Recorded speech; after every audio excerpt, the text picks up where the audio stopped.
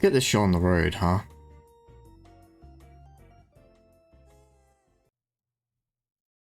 Alright, so howdy.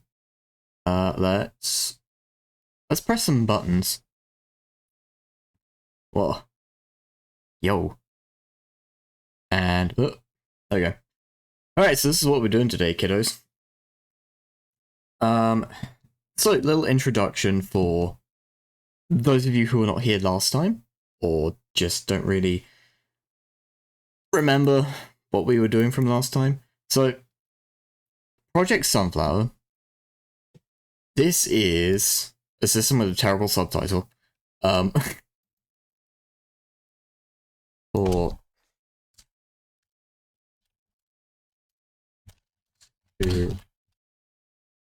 RPGs. There we go.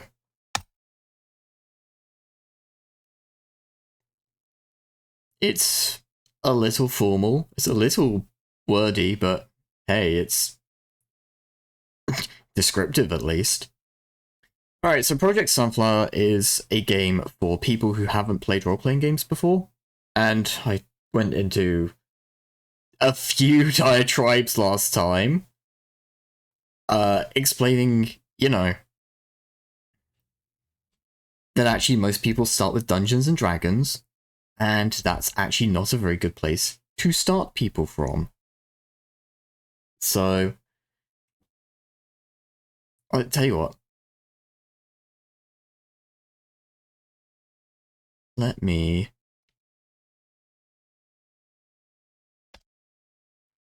It's a good soundtrack.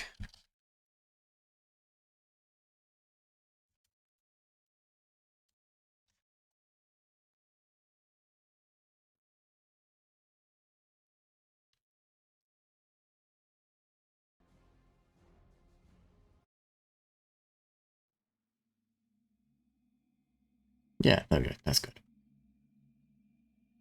Wow. Yeah, we'll just get the ominous music up for the RPG stream, it's fine. So yeah, what we're going to do today, mostly, is we're gonna start hammering out the actual parts of this game, and I'm just gonna explain as we go through what we're doing and why. And if somehow we get this wrapped up super early, well, we have another contract that'd be a good idea for me to get a head start on, but one step at a time. For now, we're gonna do this. So here we've got, and like I set out basically a skeleton for each of these like sections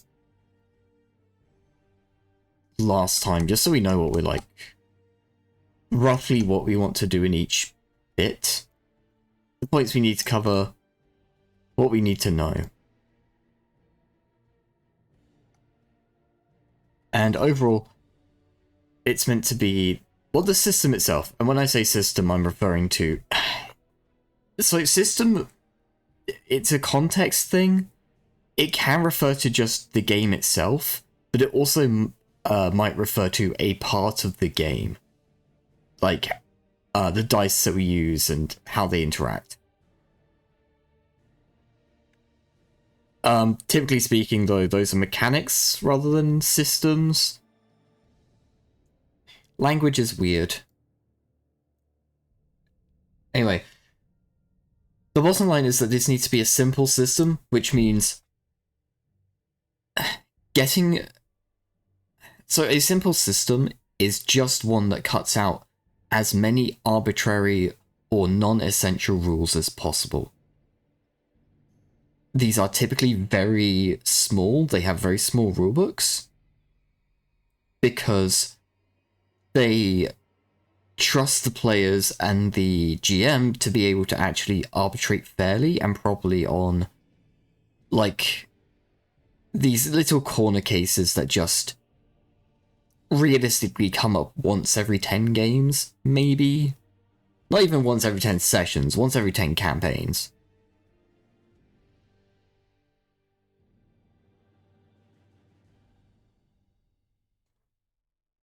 needs to accommodate new groups, which basically what this means is we're going to make a game that doesn't assume that any of the players have ever played before. We're not talking about a new group that is made up of... It's technically a new group, but it's made up of lots of veteran players. We're not talking about a group that is entirely new players, but run by someone who's played games before. That would be an ideal scenario, but we can't assume that. We're talking about someone someone who's never seen or played anything to do with Dungeons and Dragons, picks this up off a shelf and goes, huh, this looks like a pretty neat thing. I know 4 other people who have never played or heard of D&D either, coincidentally.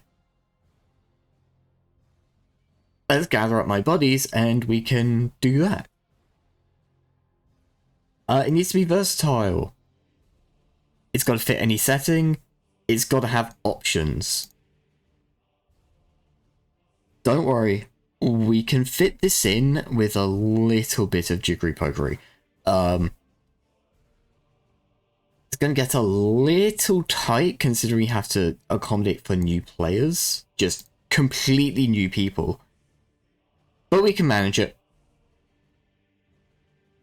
And it needs to be suitably complex, which means we can't just do... Let me just make some room. We can't just do this.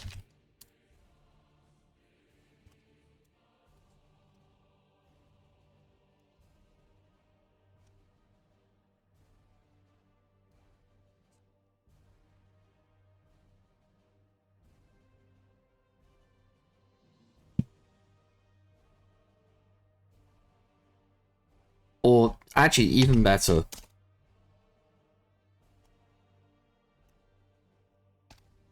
Oh, whoops.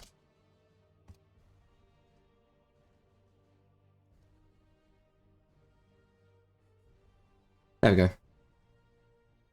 We can't just go 1 dice. If you roll higher than this number, great. If you roll lower than this number, bad. Because that doesn't suitably prepare people for other games that are going to turn up, that they're going to play. Assuming that this is successful and it gets them interested in role-playing games in the first place, we need to set up something that gives them a proper groundwork to play more complicated games later on. So effectively, what we're here to do is make a system that is reminiscent of other systems, while cutting out a lot of the bloat that they tend to pick up. Overall, this shouldn't be a difficult task. I think we can probably get this hammered out in... Well, we can get the actual mechanics figured out, I think, in this stream. I think we can get that done. I already have a good idea of what I want to do with it. In terms of actually getting the words written onto the paper, that might be 1 or 2 streams. We'll see. There's going to be a lot of just having to explain some very basic stuff. But that comes with the territory of making something for people who are new to a thing.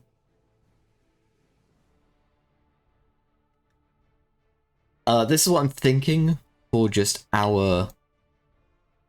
how we're going to do this.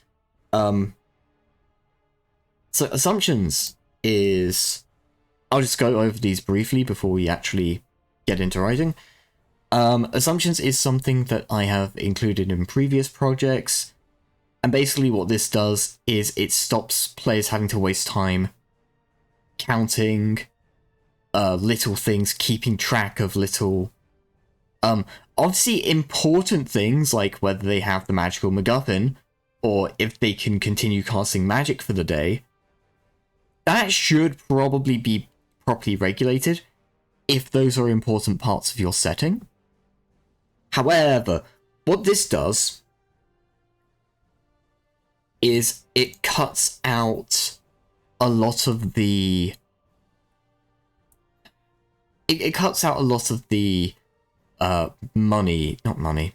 Well, money is a part of it, but it says busy work here, and that's absolutely what we're trying to do. We're trying to reduce the amount of time people will have to spend sitting around just going, okay, well, I have this much money, I have this many rations.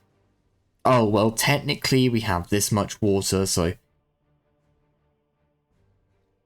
And this instead replaces it with a system that goes, no, you have what you need as long as it is relatively justifiable. And it's a contextual thing. So, for instance, let's talk about buying things in shops. Well, at the start of a campaign, if someone's playing a noble and they are in their hometown, then that character is more than likely going to be able to afford whatever they need, within reason.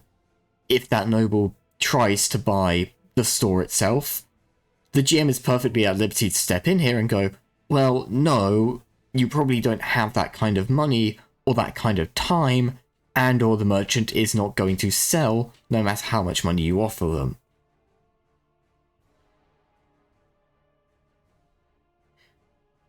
Meanwhile, someone who starts out, you know,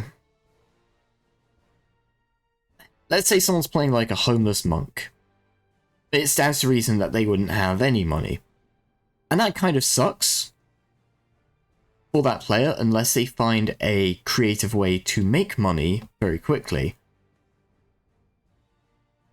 However, give it a few sessions, and if that noble has gone around spending all of their money on frivolities and just getting whatever they feel like, again, the GM is perfectly at liberty later on to say, well, hold on, you've been spending money like crazy.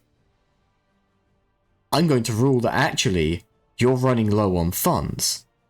You'd be a bit of a dick to just cut them off entirely and be like, no, you have no money at all. But, you know, it's reasonable to say, hey, you've been spending a lot of money, and either dad's about to cut you off, or you are running low on savings. Just, you know. Conversely, the homeless monk player might have taken up some sort of job or profession and have been working hard, and it would be reasonable to say to them now, hey, you have money, or perhaps they've finished a quest and they've been rewarded and now they have money. It's not just for money, although that is probably the most common application, but it also covers things like ammunition for archers, crossbowmen, anyone that uses any sort of ammunition-based weapon. It covers rations for that kind of game.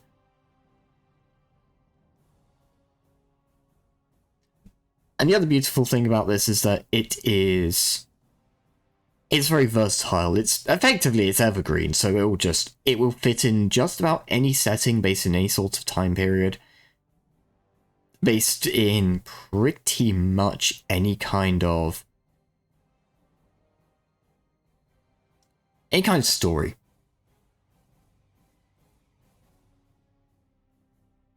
Of course, you don't have to use it, but the idea is that it means players don't have to sit around and... Well, it means they don't have to waste time on figuring out if they've got enough gold or keeping track of ammunition and what have you. But it also means that new players aren't faced with another mechanical thing that they have to learn about, even if it's something as simple as you have to keep track of your ammunition. Assumptions takes care of that for them.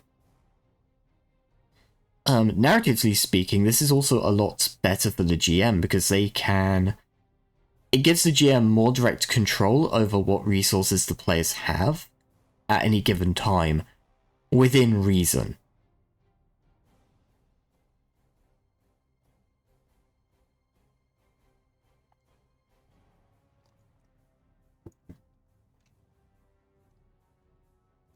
So that's what that does. That's why that's there.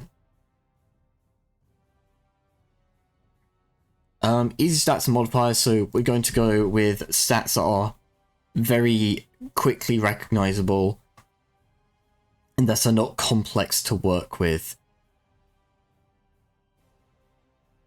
We might even base it off of Oracle, which is another game that I've made previously. Conditional modifiers. What is this all about? Do we remember what conditional modifiers were all about? I actually do not.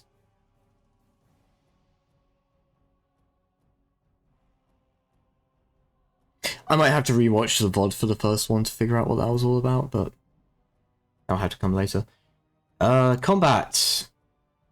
Unfortunately, we do need initiative, and that's either going to be the most simple thing in the world, probably going to be the most simple thing in the world, or we'll put a twist on it to make it interesting, but... oh well. And finally, we were going with one roll combat, which is where we tie how much damage you do into your attack roll. So a better attack roll will naturally do more damage than one that just barely passes. I think this is more realistic as well, rather than just random damage based on a hit as a hit outside of critical hits, but this one's a little tricky because it doesn't translate into other systems. I believe Dungeons and Dragons, being the big one, does roll to hit and then roll damage. Any of the 40k games, things like Shadowrun, I think Savage Worlds technically does do one roll combat, but it's so far removed from the damage systems that everyone else does that it almost doesn't apply.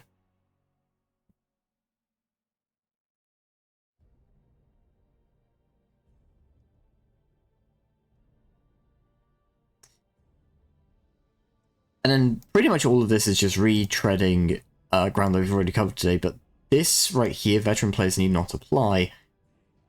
That isn't to say that veteran players can't play this game, they certainly can. It's just compared to other games, this is probably not going to fulfill a lot of what they want to be doing. Just get rid of that real quick.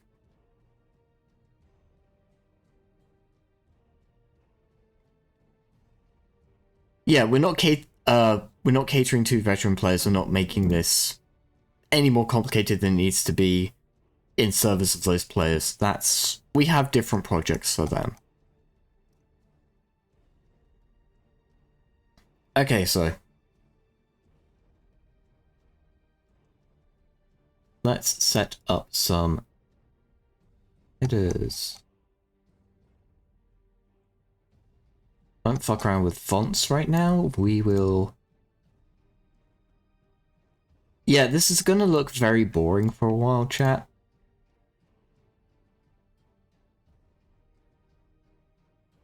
That's just the way that things kind of have to go for a little bit.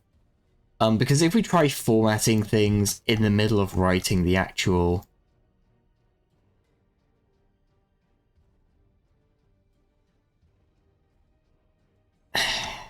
in the middle of writing the actual rules, it quickly gets out of hand.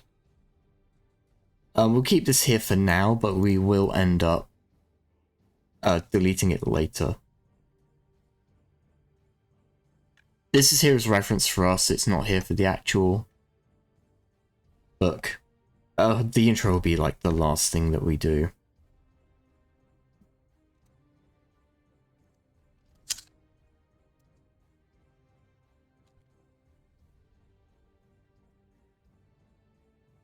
Yeah, and we have to do this song and dance as well.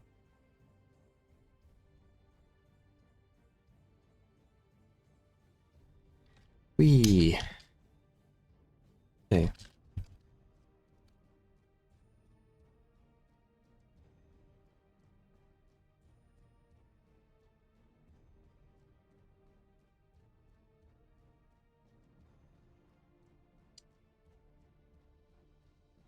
No, that's fine.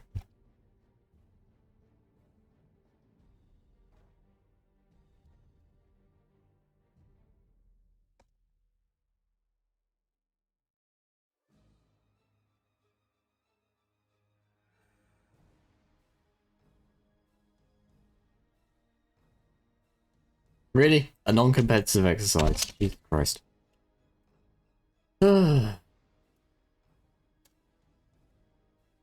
Role-playing game. Or RPG.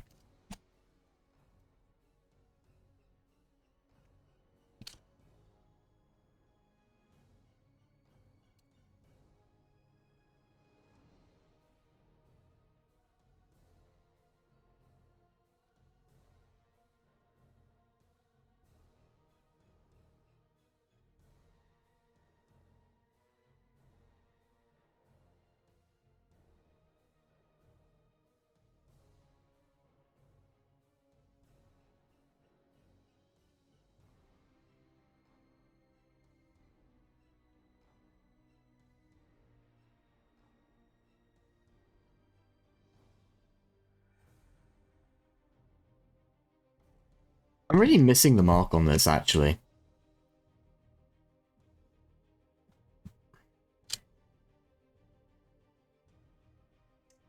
I think I got to work through some word soup for a hot minute here.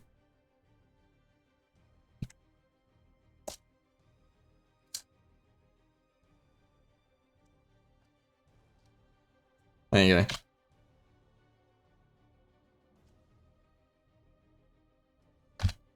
It's...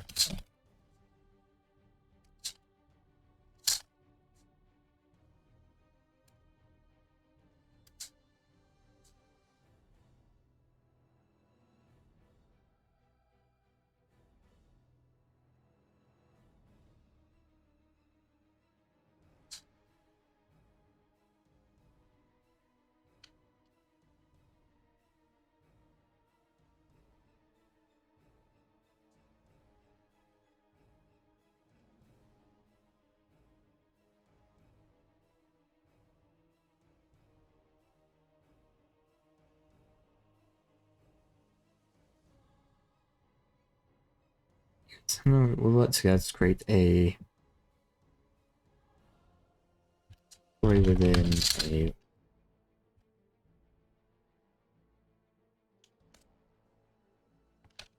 Also players...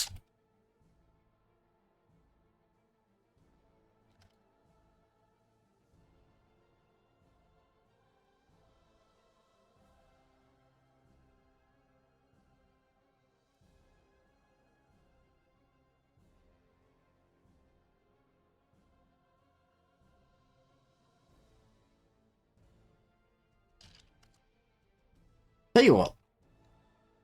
Let's not even do, like, do that. So... Filter to...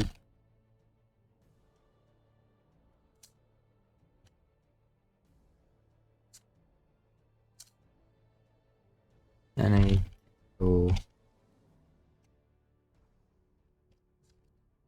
two roles.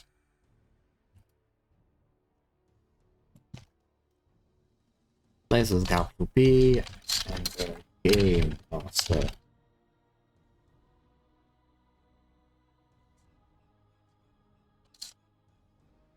Either case, you all work together to make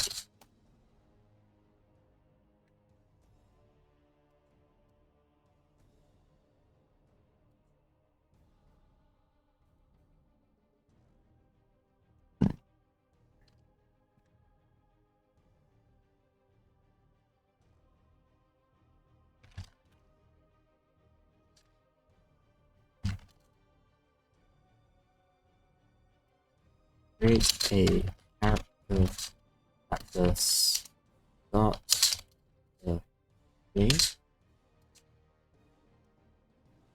Who you will act as.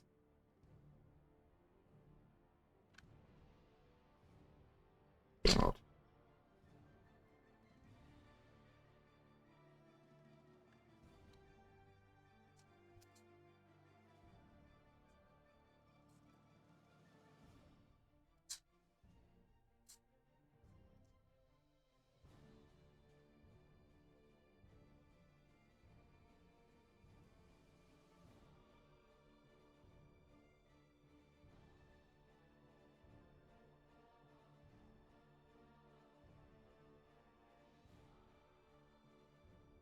List of useful players.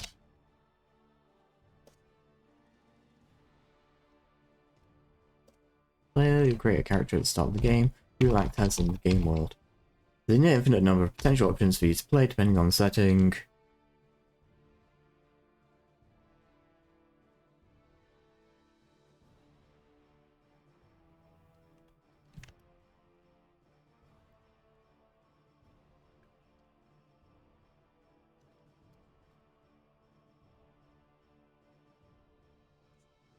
What am I trying to go with this? What am I trying to do?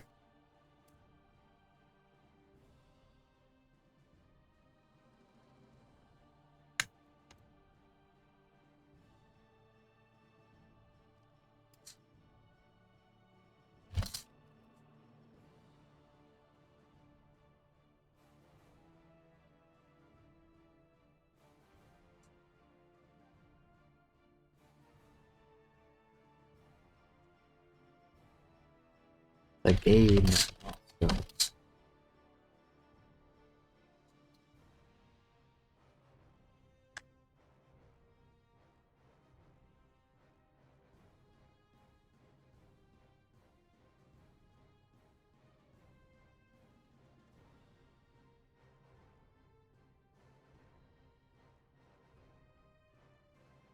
That isn't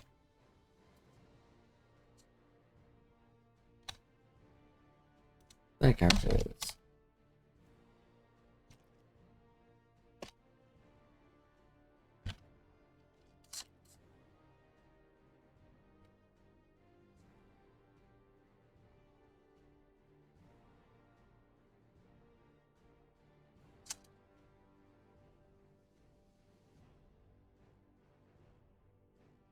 Space Mariner. That's right, they're in the oceans and space. Uh,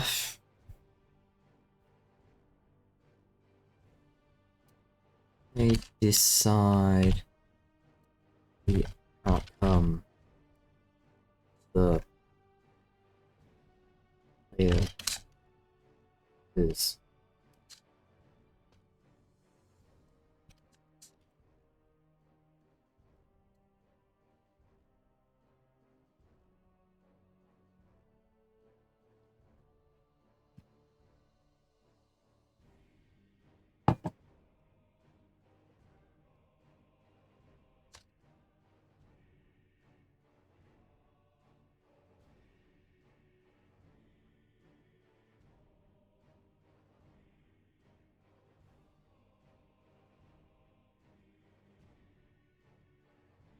In the story.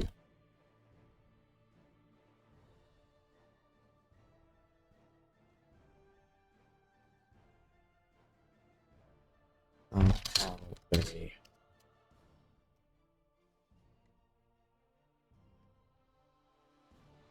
explode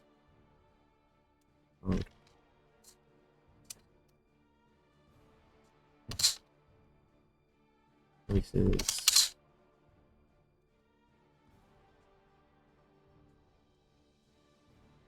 them and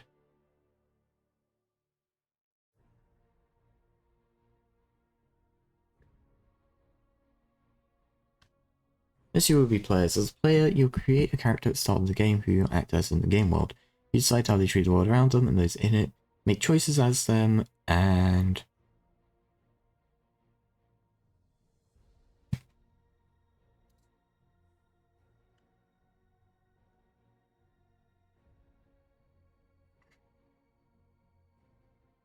I don't know why I'm having so much trouble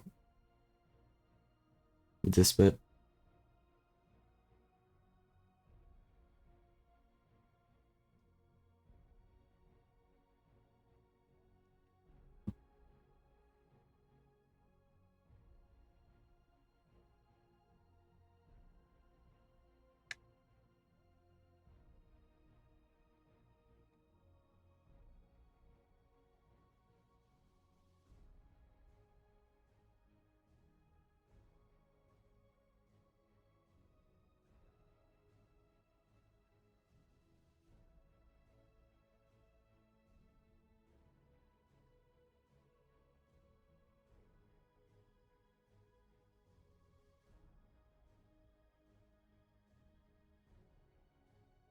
Also spawn.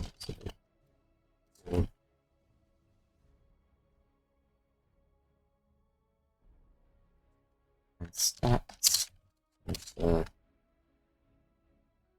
Game. There we go. Good enough.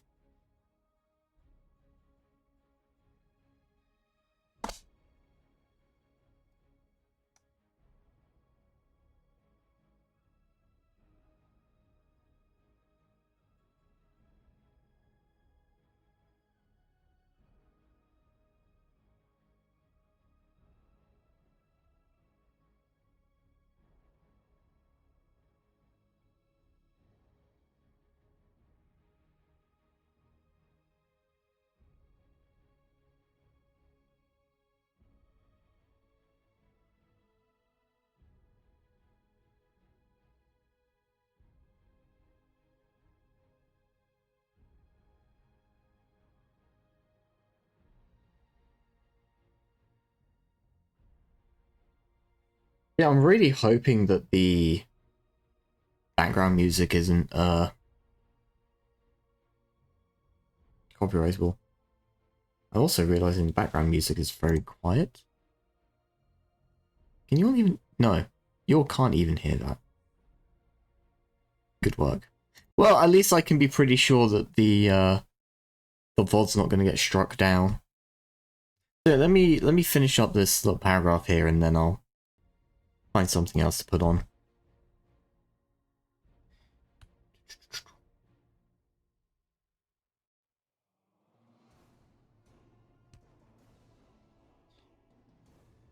Instead of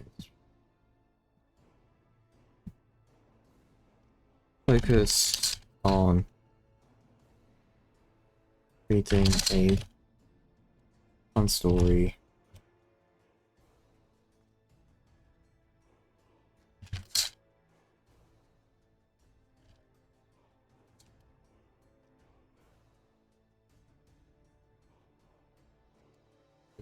Or akin to without a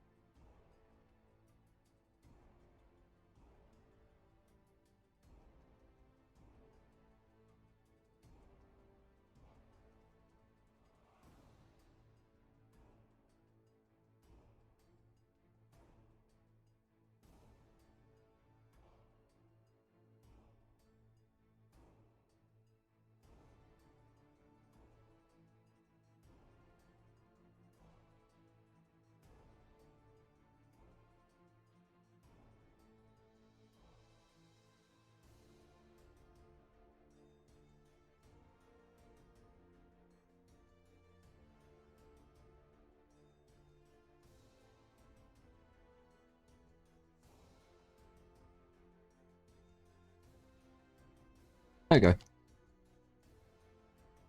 Alright, let's read that back. RPGs are not competitive games. There is no winner or loser. Instead, they're a collaborative exercise focused on creating a fun story for everyone to enjoy. It's more akin to acting without a script, and using dice to determine the outcome of risky or dangerous actions. We don't need the and in there. More akin to acting without a script, using dice to determine the outcome of risky or dangerous actions. These are games of imagination, not of competition. There is no being the best at role-playing games, not any winning the game. All that matters is that everyone at the table has fun.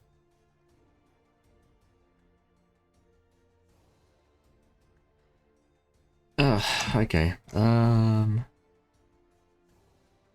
I know what I'll put on.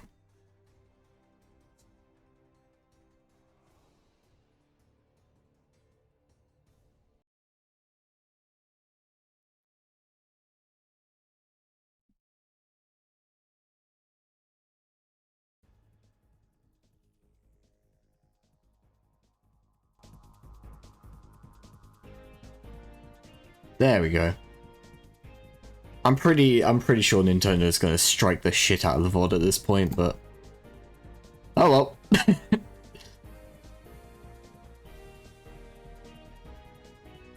Oops. That was the wrong button. There we go.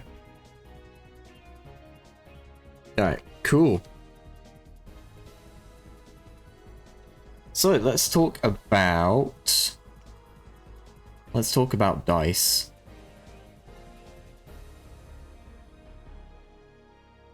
Oh, because that's still on the... Yeah, that's still on the front screen. Okay. Okay, there we go. Wait, does that just... Why does that keep defaulting to that screen? I have two monitors, and I'm pulling up OBS on, like, the second monitor, and it keeps jumping to the first. I don't know why it does that. That's very unhelpful.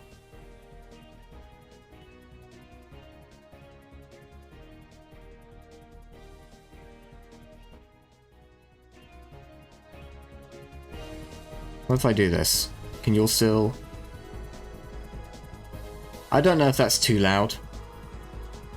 Yeah, chat, if it's too loud, just tell me. I think it should be fine.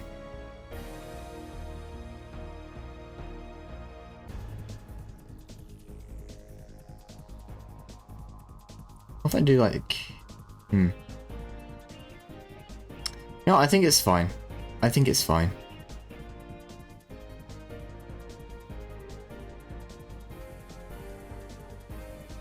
If it's not fine, I'm sure someone will tell me. That I'll find out when I'm reviewing the VOD later on.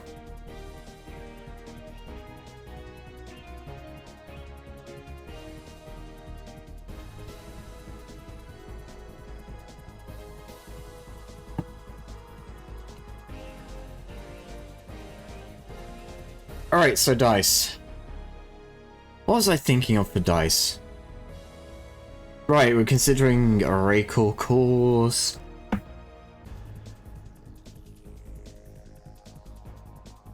See, I don't... Okay. I need to go similarly to... I know that I need to go similarly to, That's a little loud even for me.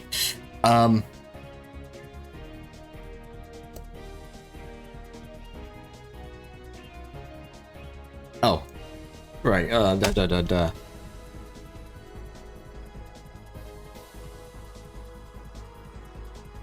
This game uses... full set of dice.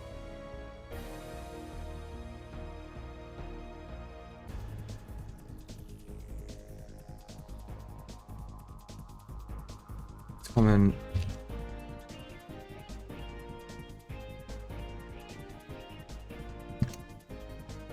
It's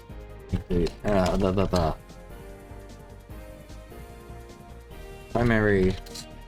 This is the D20 or D-sided dice. It also uses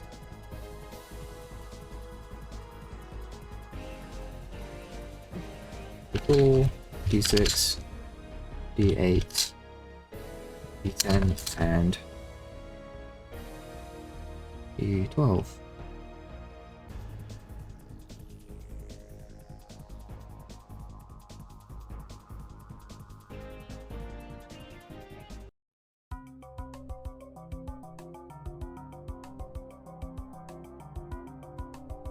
Hold.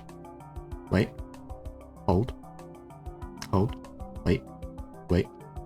Hold. Hold. Wait. Wait. Hold. There we go. All right.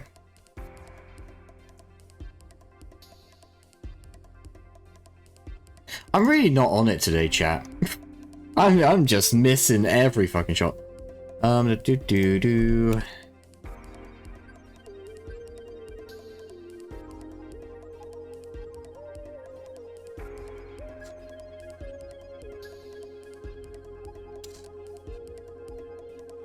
These third two as D.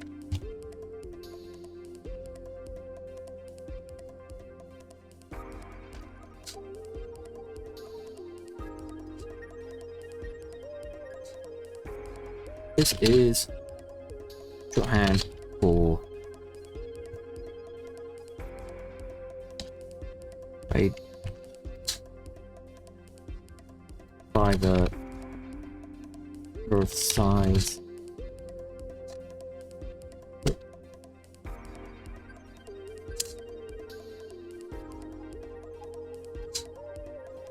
Six-sided dice. First, you have a D6.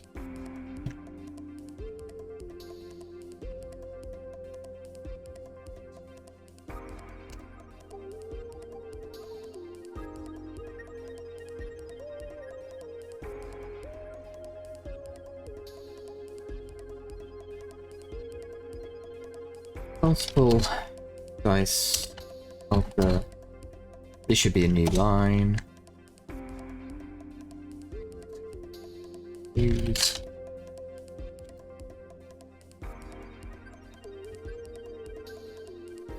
Written.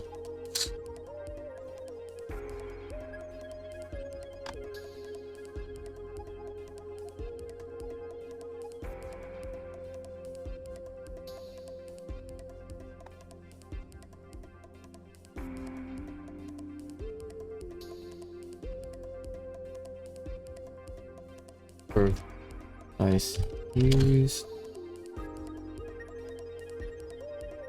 for the. This feels really wordy. I feel like I could be communicating this in a much more straightforward manner, but I'm just not quite hitting that thread. Multiple dice is the same kind of use. It's written with the number of dice used listed for the. It's for new players.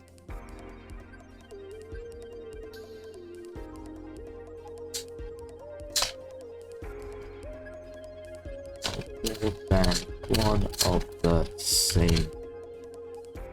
The number used is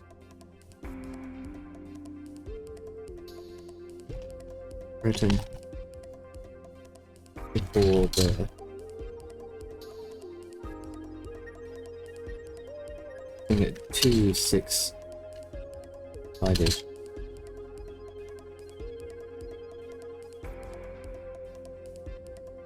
Do 4-sided dice. As 2d4.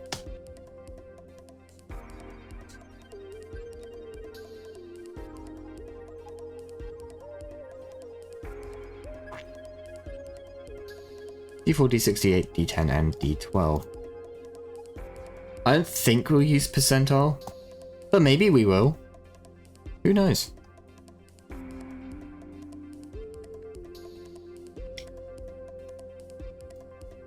And let's simplify this. Sometimes. 32? No. Written as.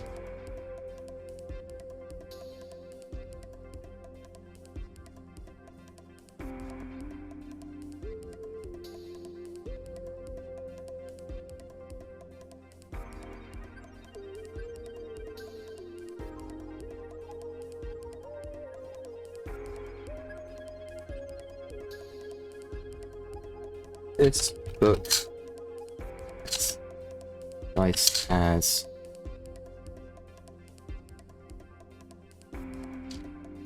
E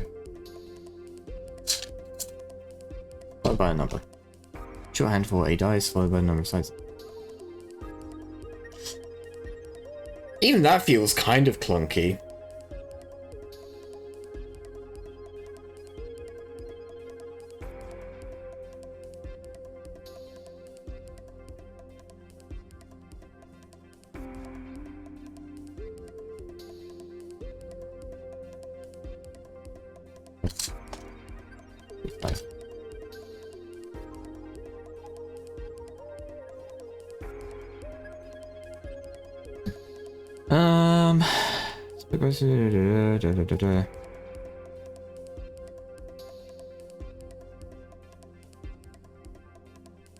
I think this is okay. This still feels clunky.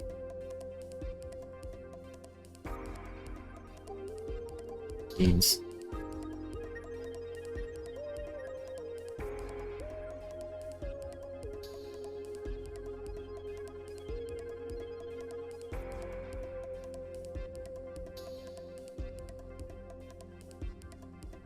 Is a dice followed by a number of sides it has. For example, a typical 6-sided dice is referred to as a d6.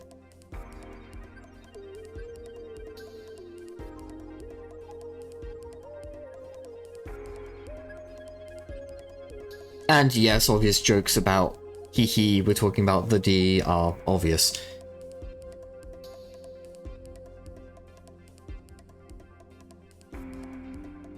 Success and failure.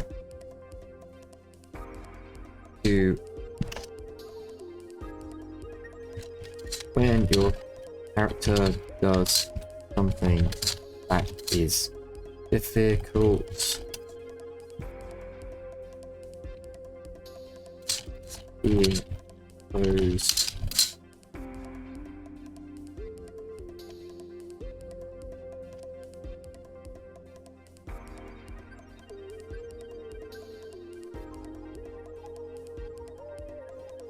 a significant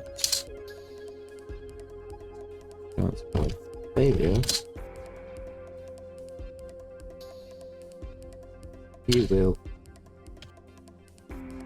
roll.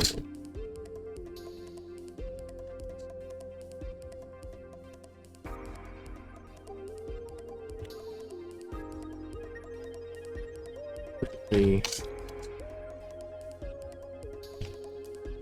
skill check.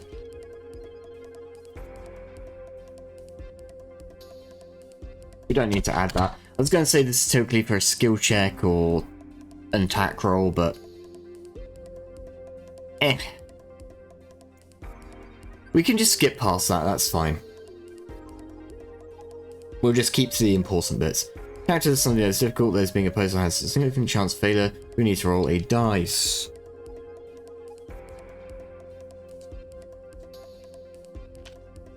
Raise. Hi. The GM will set a target for each.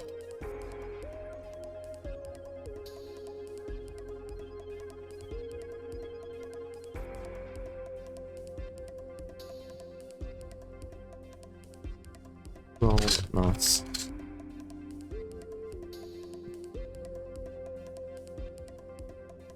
Can't remember, and you're almost cool.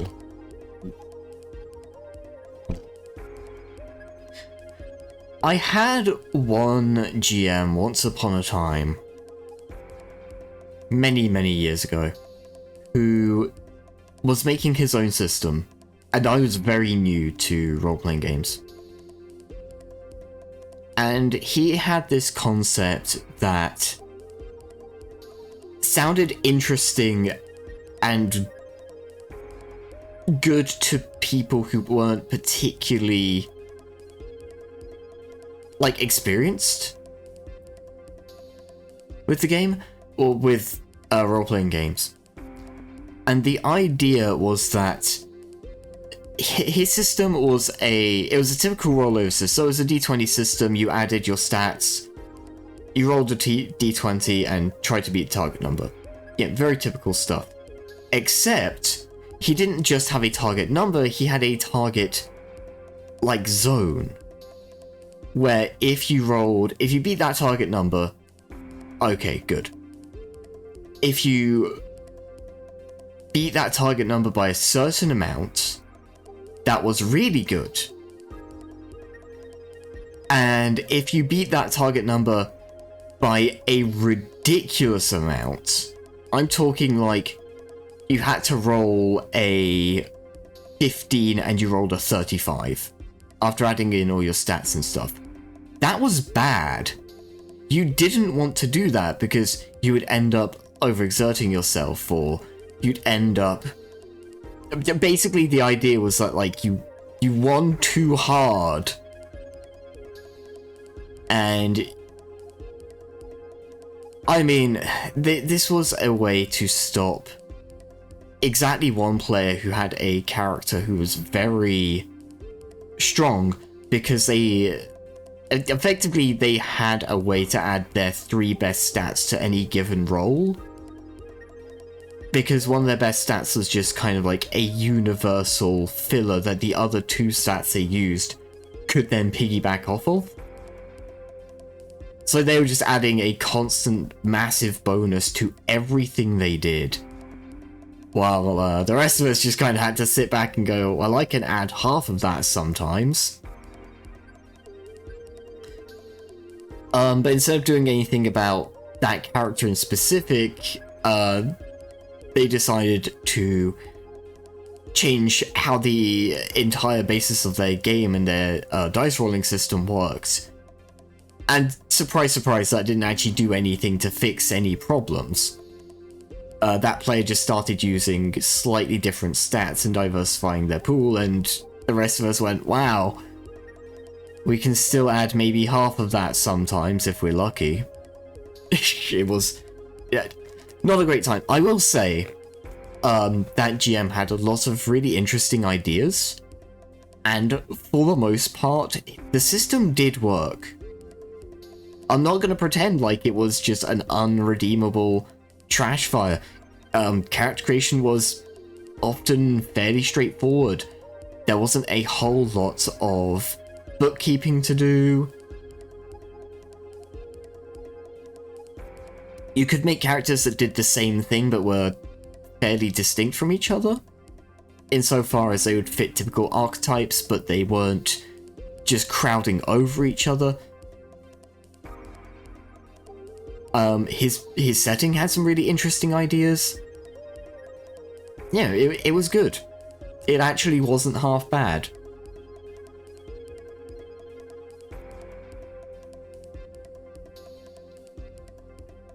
So yeah, I think maybe we can understand why I'm sat here doing this right now, but... yeah, over-succeeding maybe wasn't the best idea. It sounds like a good idea if you have 1 or 2 players that have, like, completely optimized their characters and are basically power gaming. But in practice, it doesn't really work out. If you have players that are that far ahead of the curve of everybody else, talk to the players. That's like... That really is rule number 1 of any level of role-playing game. Is talk to the players. If something's not right with the players, or their characters, or the way that the story's going, what have you, talk to the players. If you're making your own system, talk to the players. That's really important if you're making your own system, because you want to know what's actually fun and what works and what doesn't, and your players are going to have a much better bead on that than you, simply by virtue of being players in your game.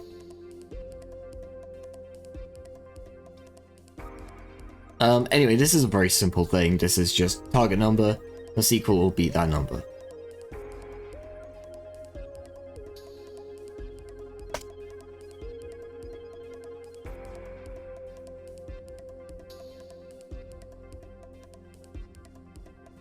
If we do,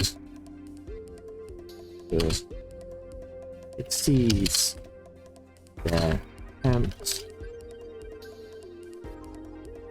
If not, they fail and must find some other way forwards. When you roll to do something,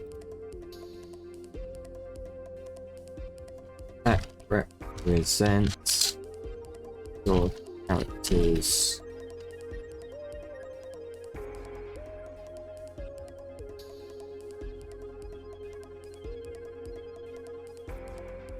attempts. That's not helpful. And you may have your may have skills or abilities can help influence. I can help them.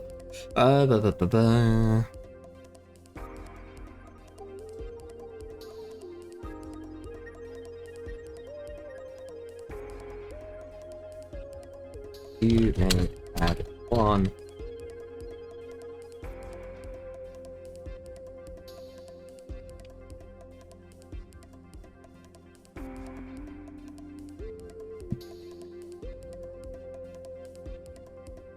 point in one roll.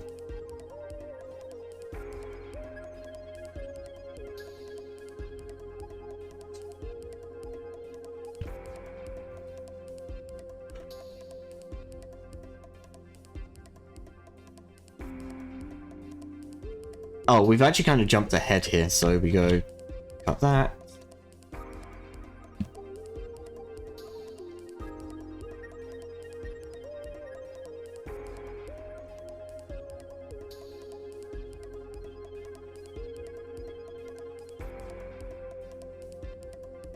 So each character in the game has a number of skills and a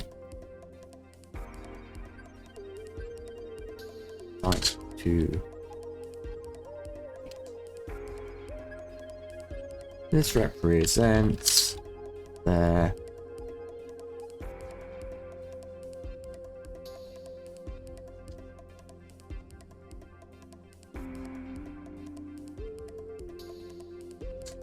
nice a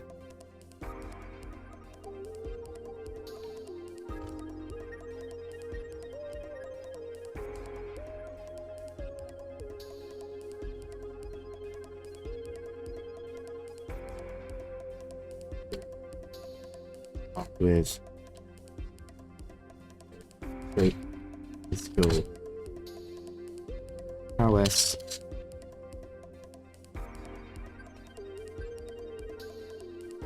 but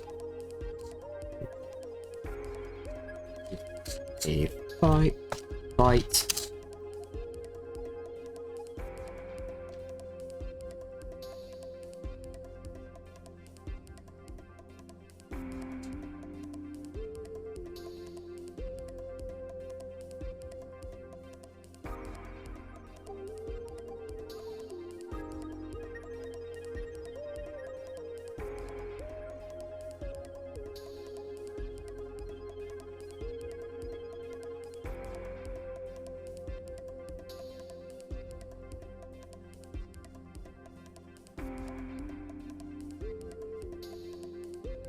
Piloting only has one T, fun fact. It's probably going to tell me starfaring should be hyphenated. Yeah, sure.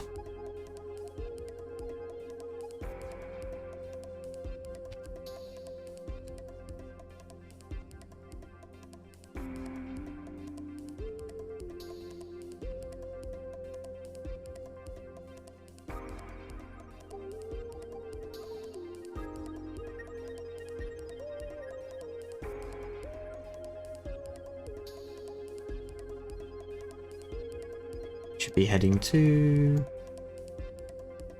This should be 3. I hate that they're like the same size. That's horrible.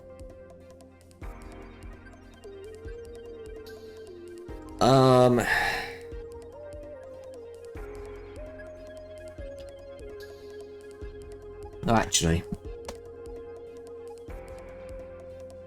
That's what one to use them is going to be.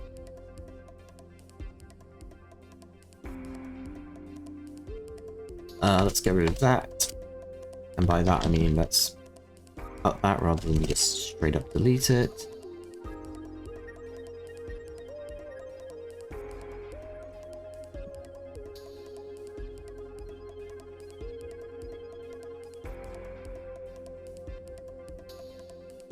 One related skill to any roll you make. Example.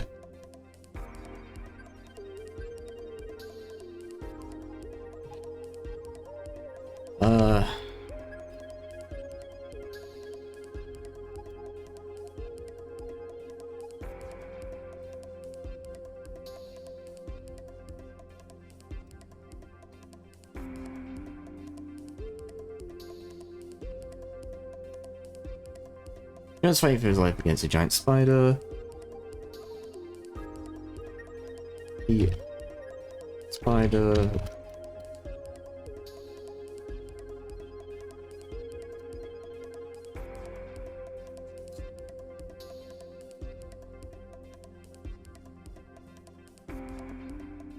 D20.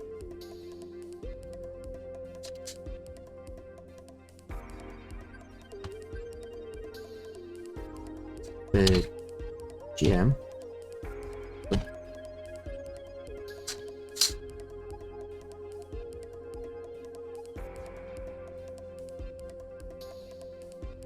Target number at 810. That would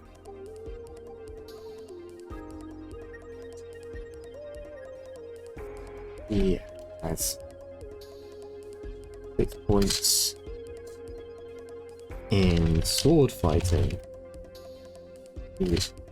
That's it.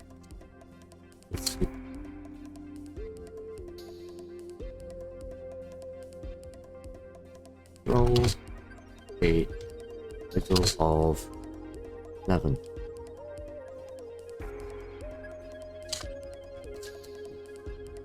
Spider. Right. Adding that at all.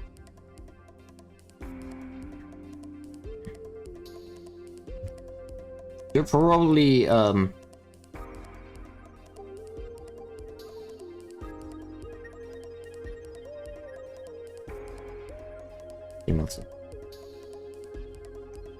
there we go.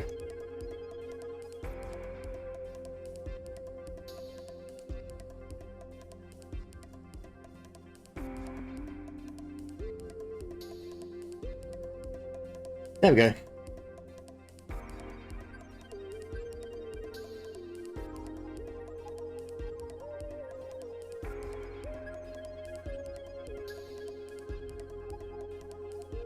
D20. Oh, it's all high. Yeah.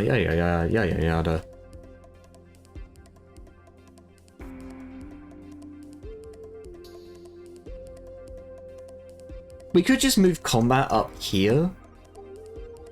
Yeah, let's move combat up here because then we can just get all the mechanics out of the way. And then stuff that breaks the rules, looking at your special abilities.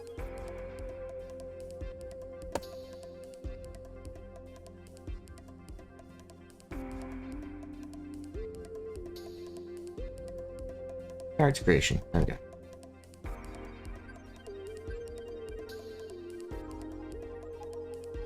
Combat. When is it combat? It feels weird jumping into combat like immediately.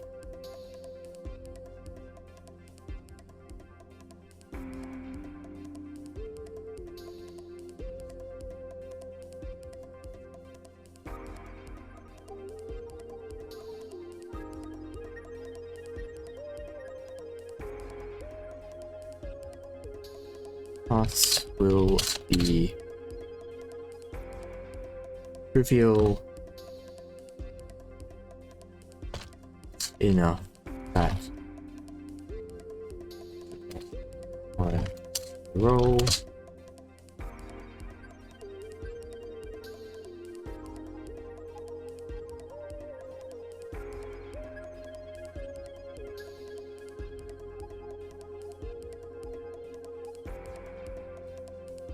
Well, they'll either be easy enough that they don't need a roll, or they will.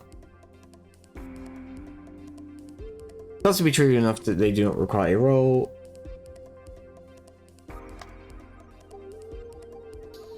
Require some level of effort from one or more of the party. And I've just realised I never defined what a party is.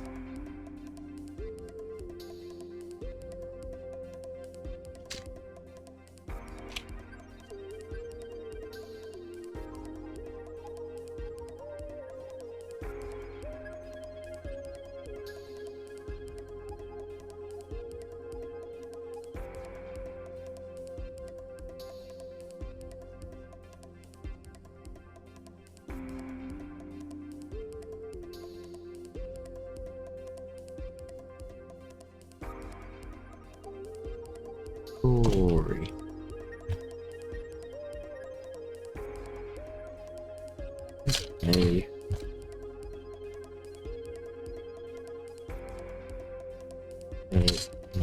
Some or all or none of the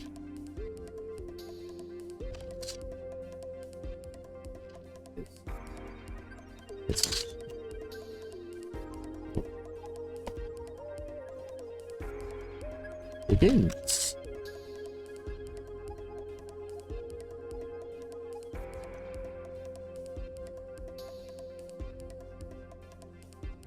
It doesn't like muscle bound, it's probably... yeah. OBS is... not OBS. OpenOffice is weird, it very much likes its hyphenated words.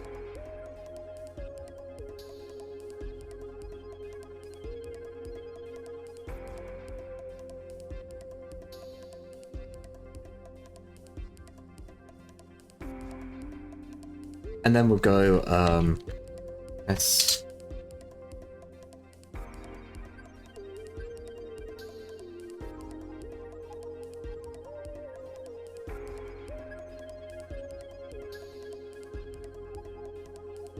This example needs to go up.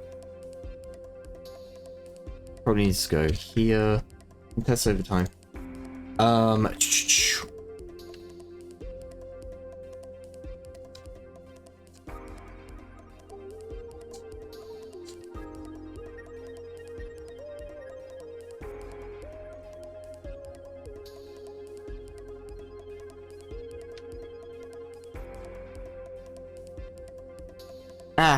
I don't know if I want to put in tests over time. The reason being is that this is a fringe rule that rarely ever comes up.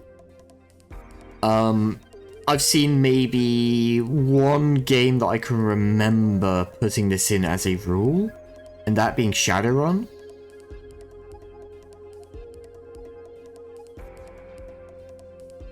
And even then, I don't think it's used all that often.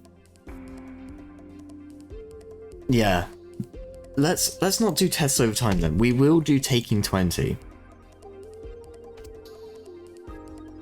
Sometimes a character may need to complete a task, but without any real time pressure. In these cases, players roll task to take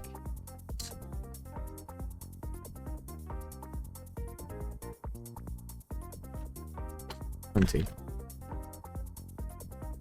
This means the character spends the required amount of time making sure they've done the job properly, thoroughly,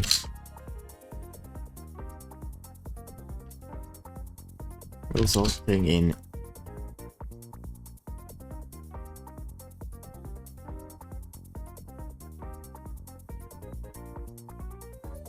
not being thorough.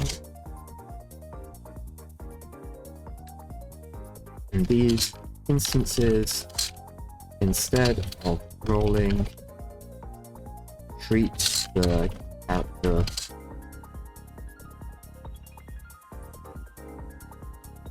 him treats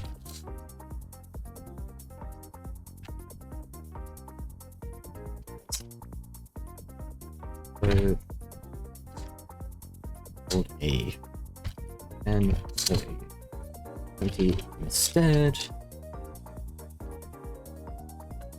Note that neither of these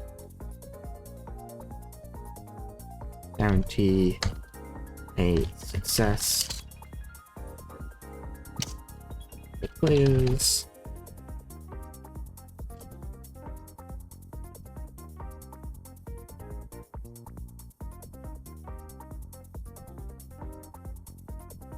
Deny the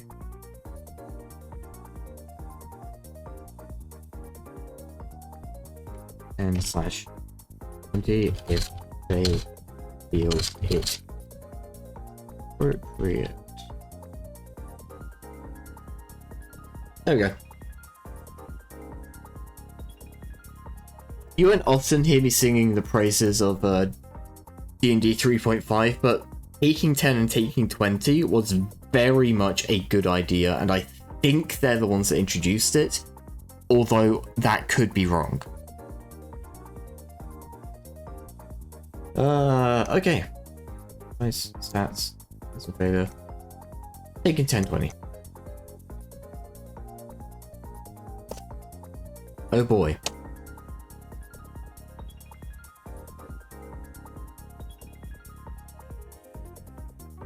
That's weird.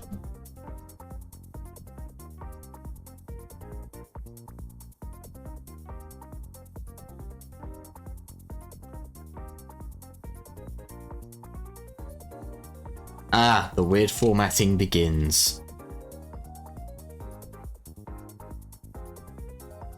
What's this? You're seeing this? I can't. There's definitely a line up there that I can't get into, right?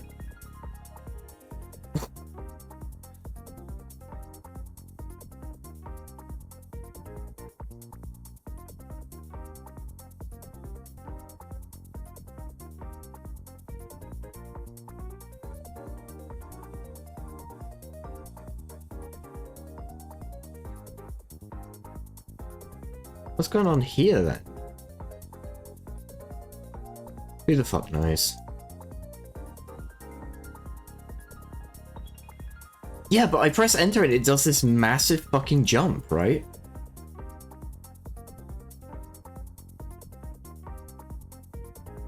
I would like it to be there, you know, on that line.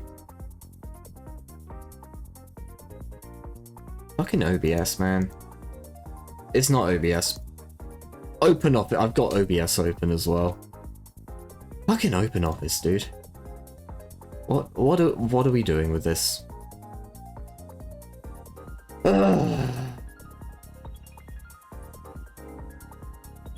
Hold up.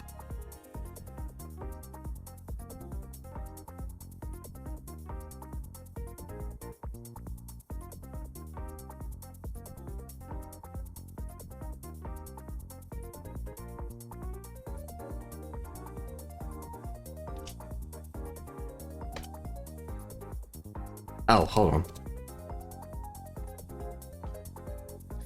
There we go. There you go. Yeah, there was no page break in there, that's why. Ugh, woof. Okay.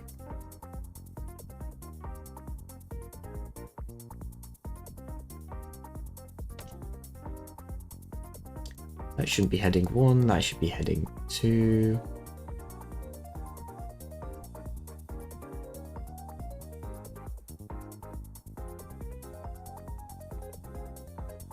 I almost feel like this should just be, the fuck is combat?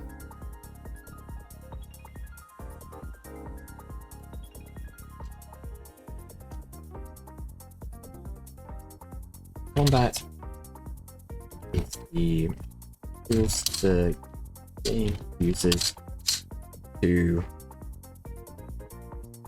solve fights. Good. In theory.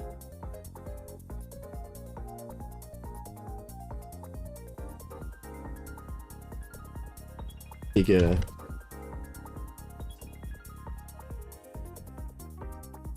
Person. This is likely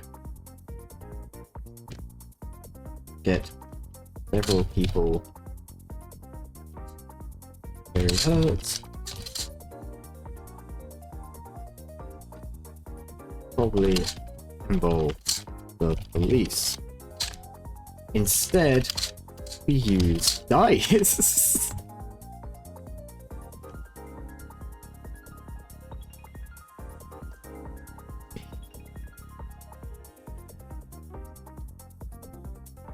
It covers. We didn't actually talk about opposed roles, which might be important.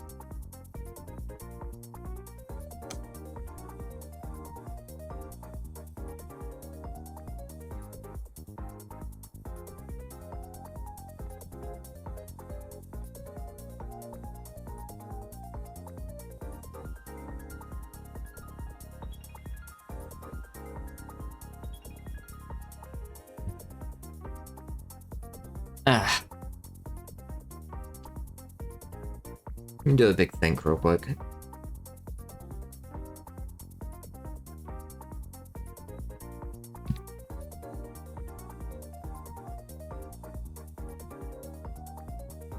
Okay, so let's...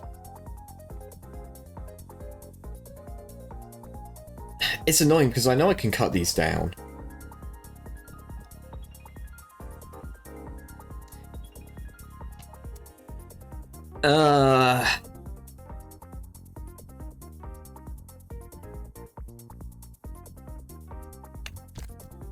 This book.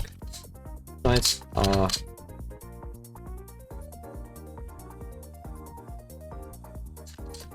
originals.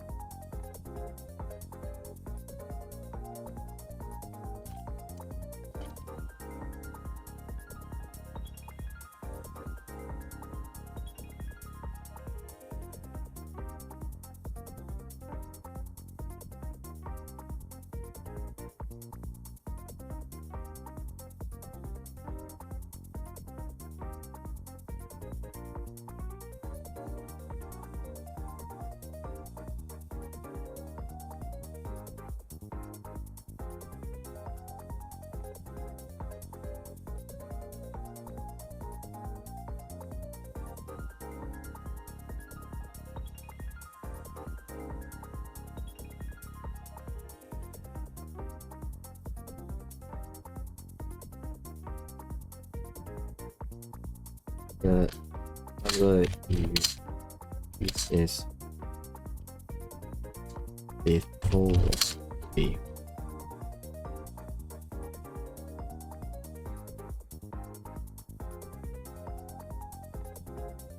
To put it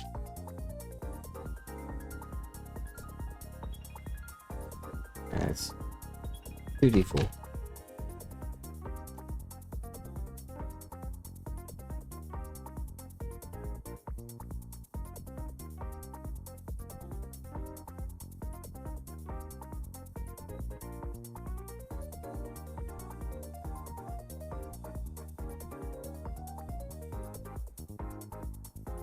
What if we do this? Do.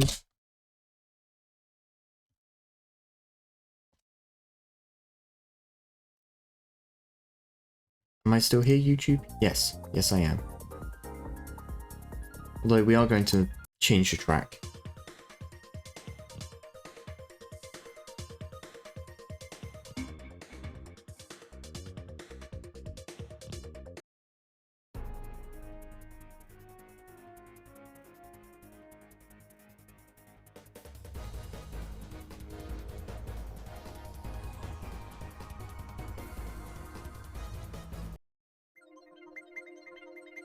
Alright, this is good.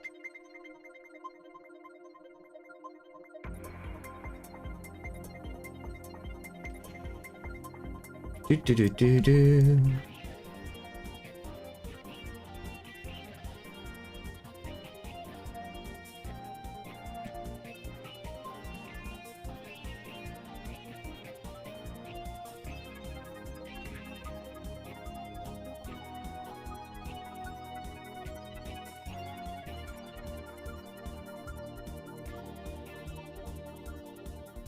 I wonder if this actually just does it on its own.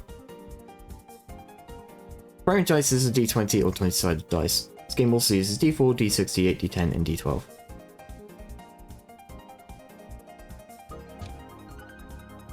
Four-sided.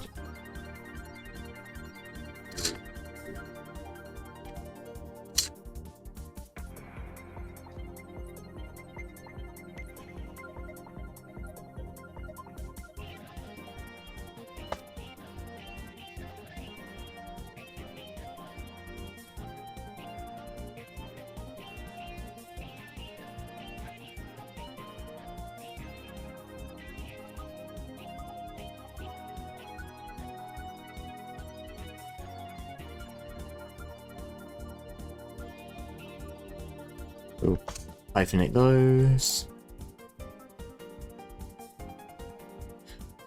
We're not being inconsistent. Any number smaller than 11. No, any number smaller than 10 we write out the word for. But 10 or larger we'll just do the keystrokes. Not keystroke, we'll just write the number rather than the word. There we go. That saves us a chunk of room.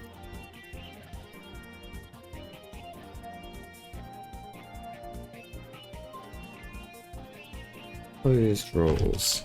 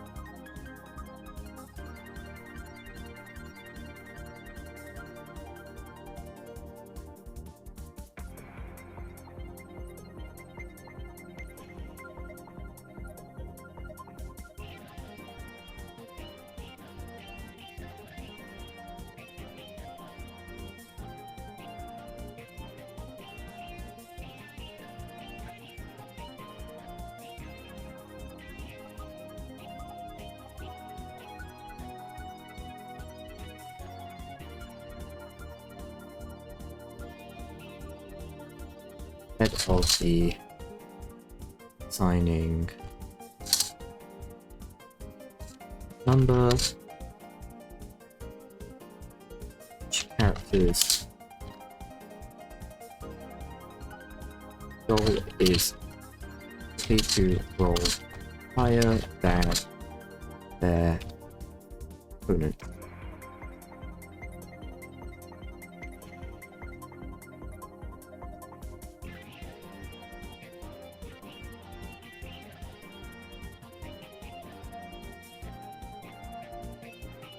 There we go.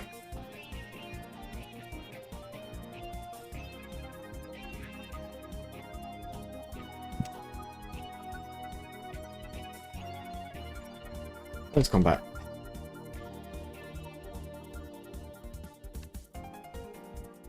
Into right. Ugh, man.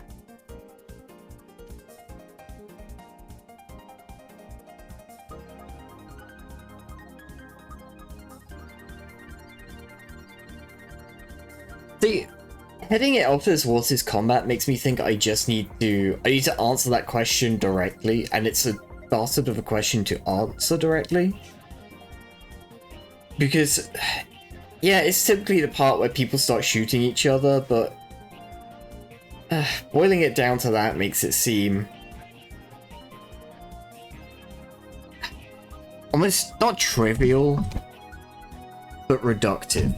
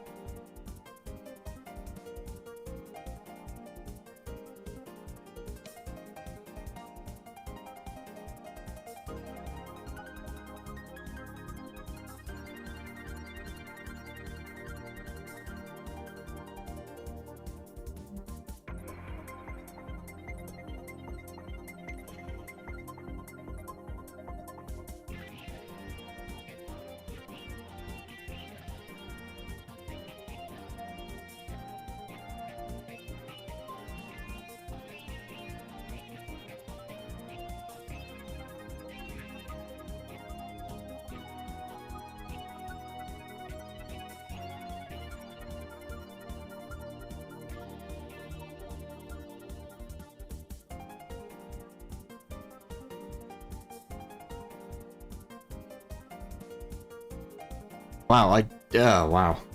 Yeah, I have no idea, chat.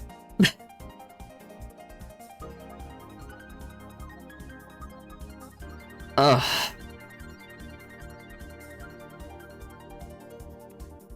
Alright. We jump around here. Special abilities off. Fuck me. Special abilities. Yeah, I mean... Okay, so...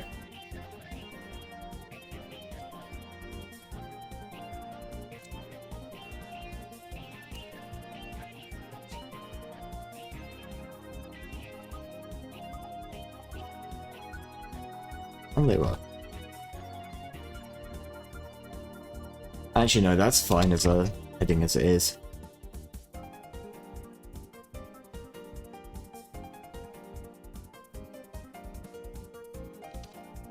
Unlike skills, special to not add to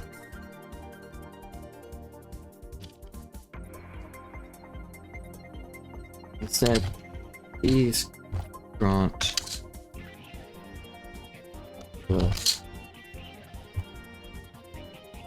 they wouldn't otherwise be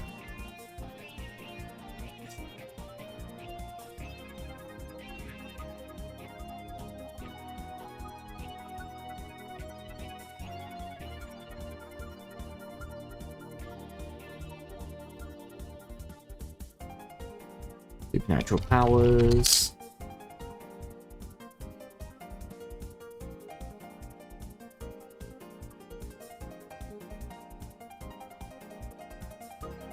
That's too fucking broad.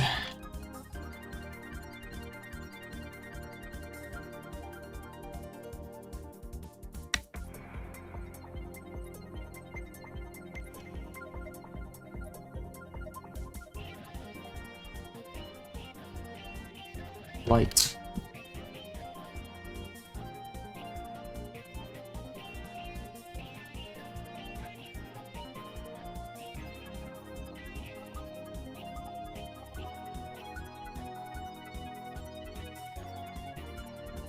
Incredible physical prowess.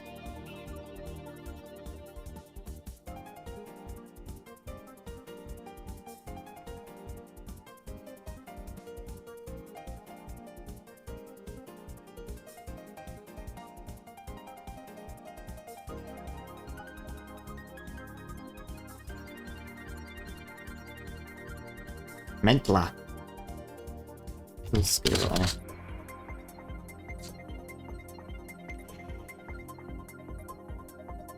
Fight properly challenge. Literally impossible.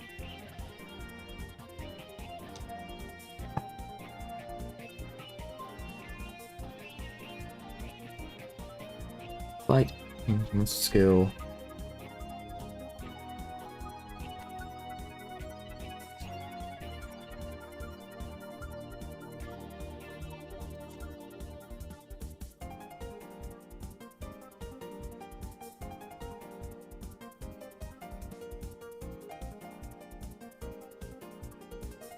Mechanical terms.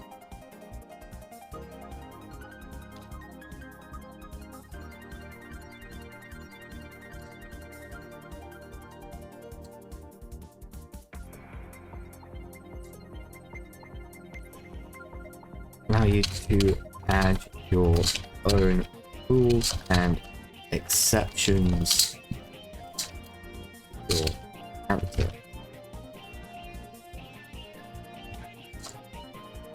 Not apply.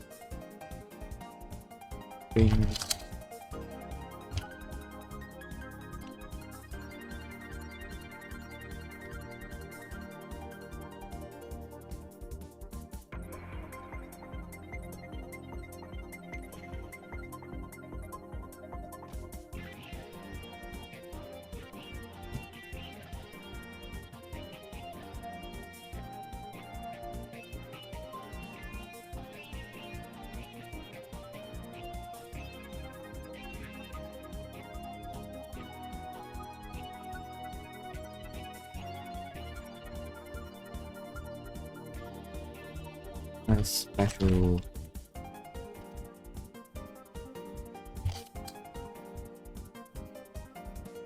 the progresses.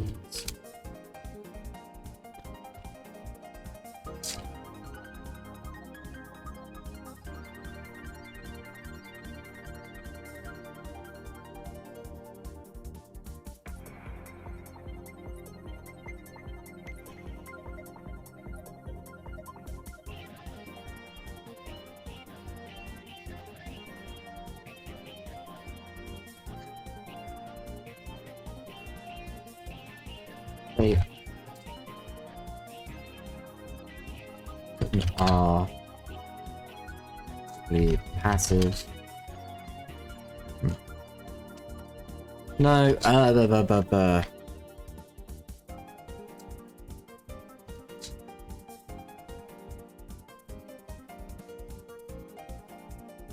act on the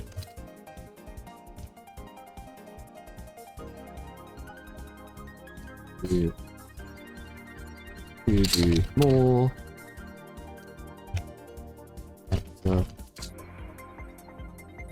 So using them is as well as mentioning to the GM when it's through.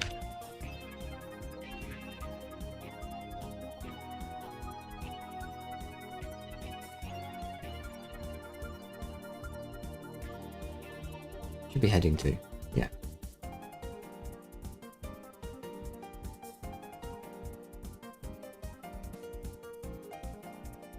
And we will fill in examples at another time.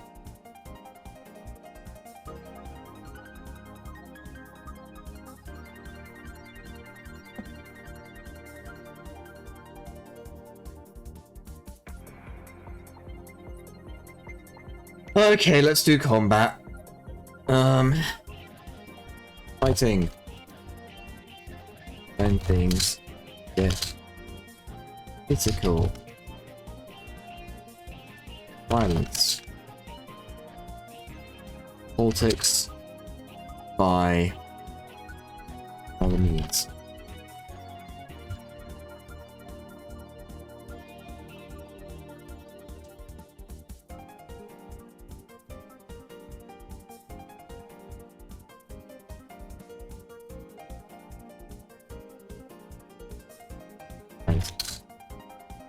Even when characters, yeah, before it looks like I'm starting to write a manifesto. All right, let's do this.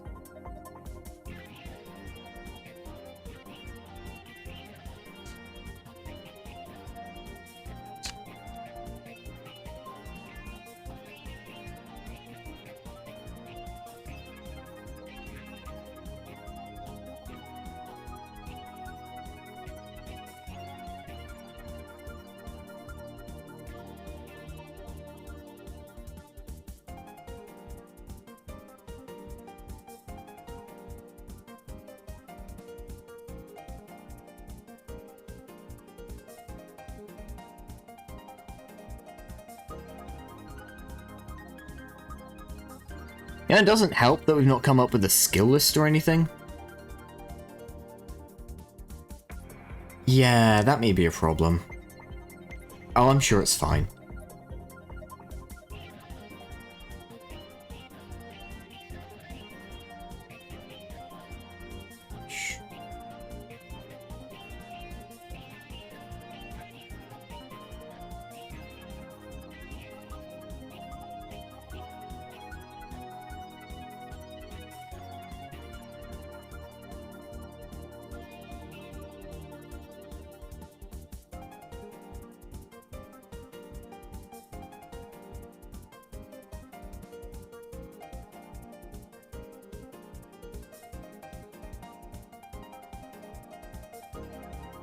I don't want to make these separate headings because that feels weird.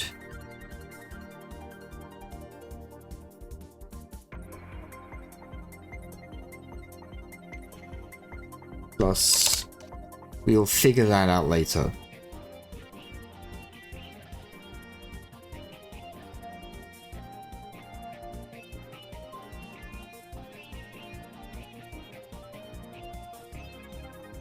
Cannot.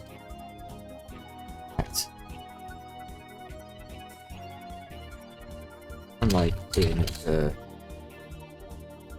like more.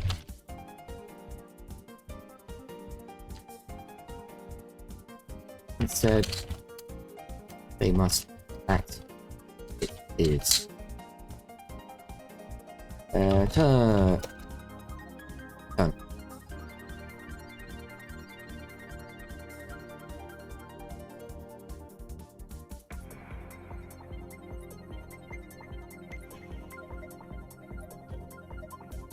Maybe we don't even add anything to initiative. We just keep it random forever. Let's go first. Hello, Charismatic K9. Welcome in. We're making a role-playing game.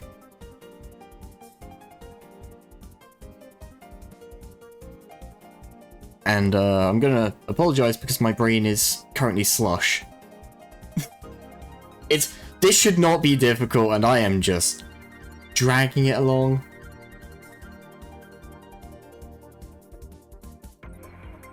But hey, we'll get there.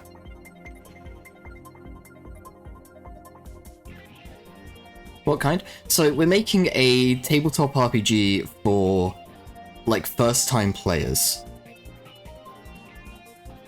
And the idea is people would pick this up and then it would basically, it acts as like a springboard to get them into more complicated games later on, like D&D, Shadowrun, all that kind of stuff. But this is meant to be very straightforward, quite bare bones.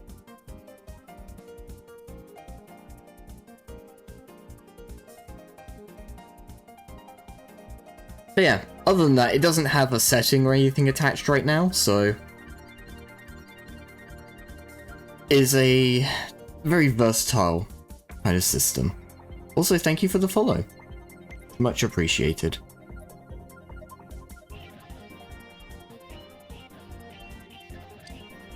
Da, da, da, da, da. I'm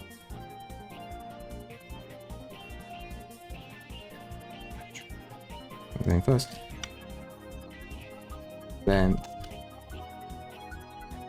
act in the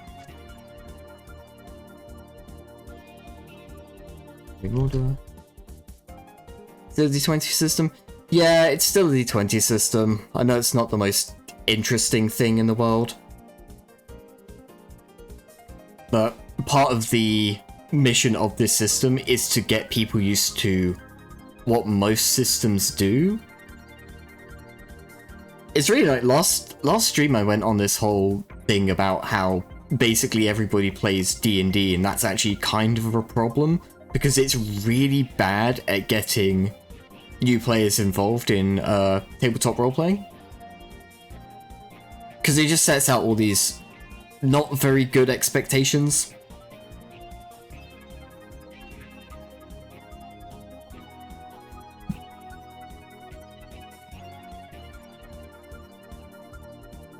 Yeah, I don't want to like dive back into the tirade again because, oh boy, we got off track last time.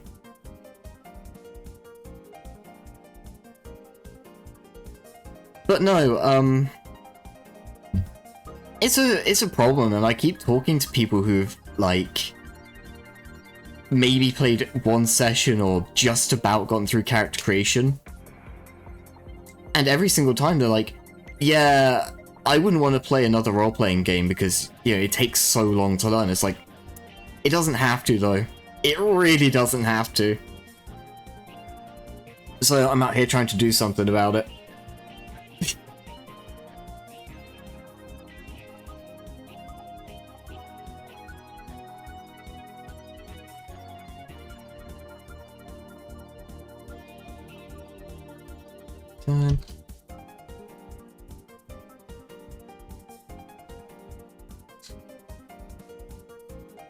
Oh, we didn't even talk about actions.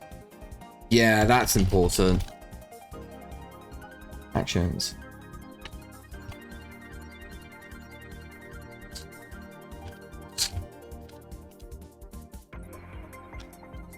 Okay.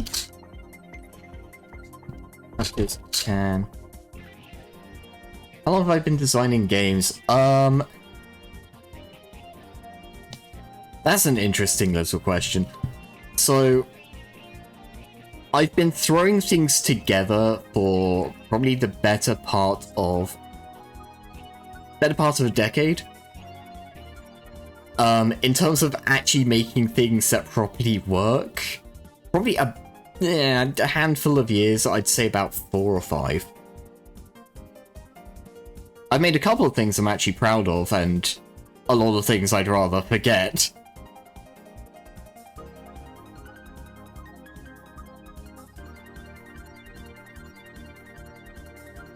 This is the first time I've made something on stream, though, so I'm getting used to a lot of things here.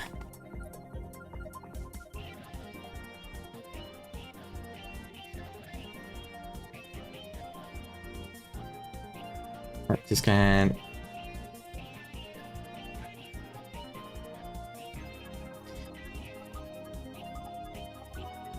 See, this is the thing. I want to experiment with the idea that, like, you can take 2 actions, and that doesn't have to be movement and then something else. Like, that could be 2 movements, or it could be 2 normal actions, as long as you can reach whatever you're doing. But I wonder if that's just, like... I wonder if that's a step too far away from other games. I might take it and run, though. I might just take it and run with it. Yeah, screw it. These are called actions.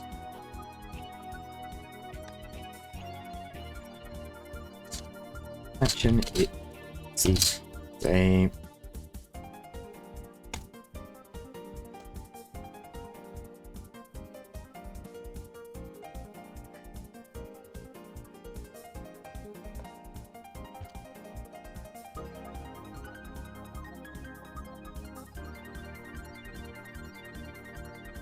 As moving.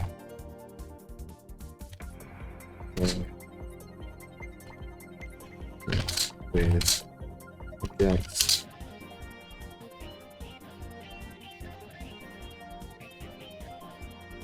So I'm guessing you also design stuff then, K9.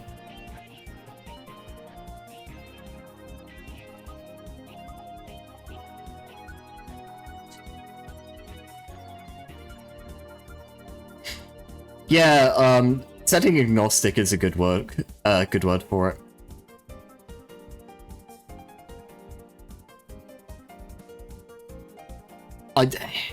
I know it probably makes more sense to plug it into fantasy, but I think that's part of the problem with D&D as well, is that, you know, a new player plays D&D and then it's just oh, well, it must all be fantasy forever. And it's like, well, no, there's sci-fi and modern and all sorts of other stuff out there. Been designing stuff for 12 years? Hey, nice.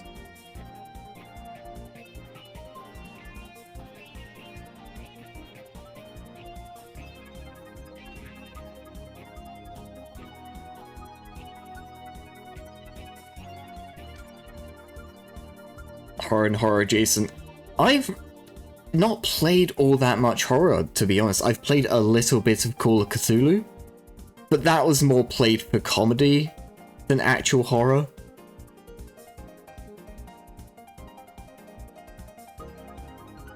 I'd be interested to learn how you, like, how you would do horror as, like, a campaign without it just... without just having a ridiculously high turnover for characters, right? I imagine that would be quite hard. I don't really design anything for horror, so it's very much a blind spot for me.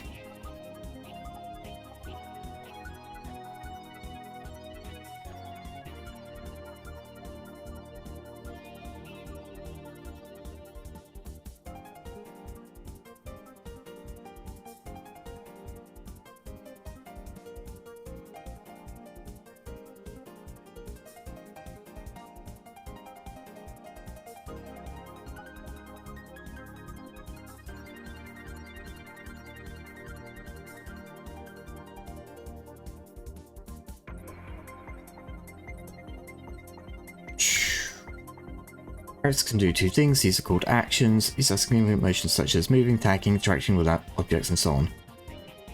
To be fair, I'm not really sure what the "and so on" actually refers to here.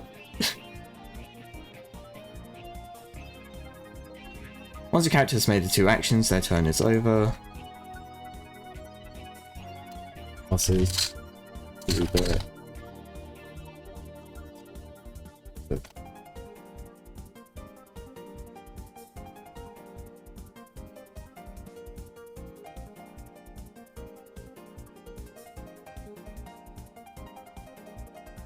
Call that attacking.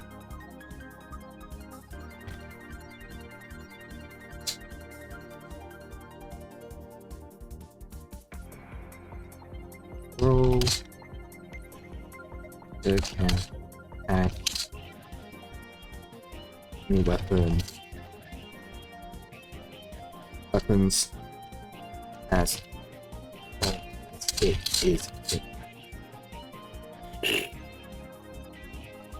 The target is in. Works a bit differently in terms of running it. It's all about tension. If it gets too combat heavy, you just have a DD clone and spooky bits. It's more about immersion roleplay. Yeah, that makes sense. That makes sense. I'm not a massive fan of combat, so I can vibe with that. Like you couldn't really... I'm assuming you couldn't really do a dungeon crawl in horror, right? Unless it was just pretty much all traps all the way down with maybe a monster as a thing that you have to avoid?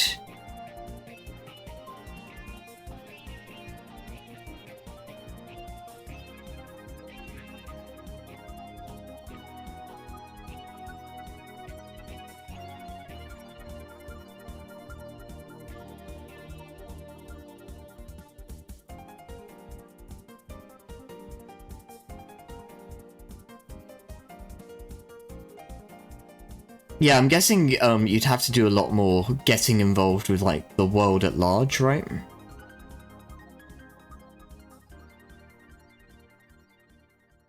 That does sound good, though. That does sound cool to do.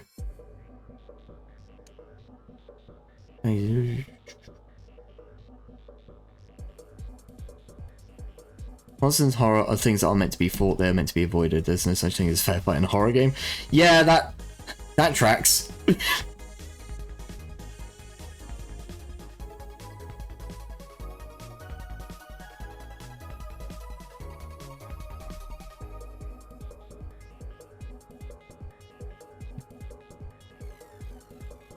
what was the thing that I was told about Call of Cthulhu? Like, I think it was something like the most dangerous thing in Call of Cthulhu is a book, and the most useless thing you can have is a gun. Which, honestly, from what I understand of horror as a genre, really does track.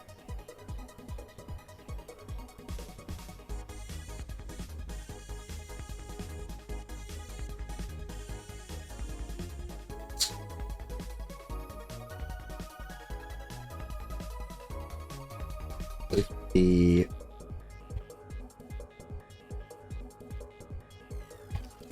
yeah.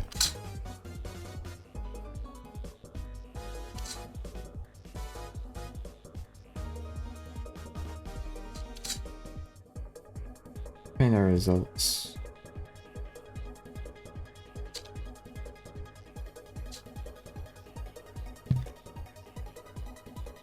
Whichever rolls. Just takes damage to the in equal to the difference. We can get rid of damage because we just described it.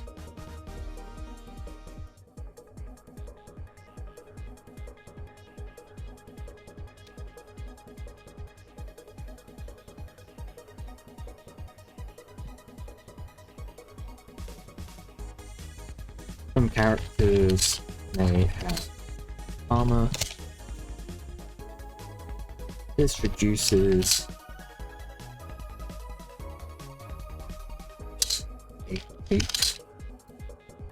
a certain amount.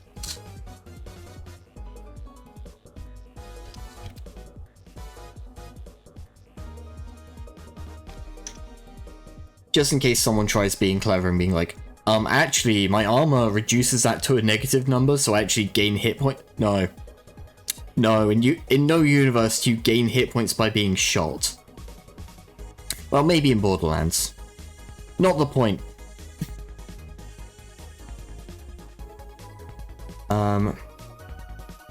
All weapons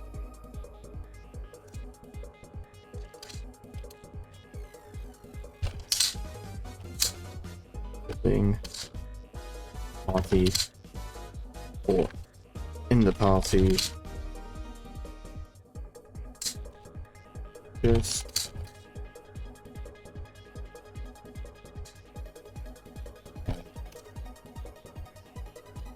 one a normal.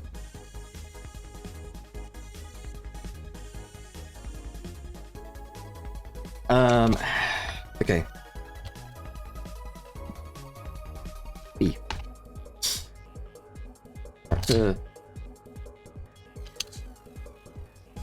Points are reduced 0. They are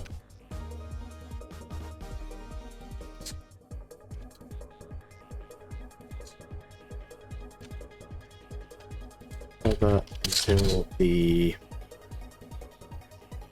It's nice when I can actually type properly. I can't act any further until revive.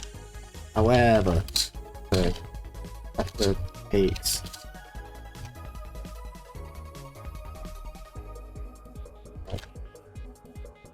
conscious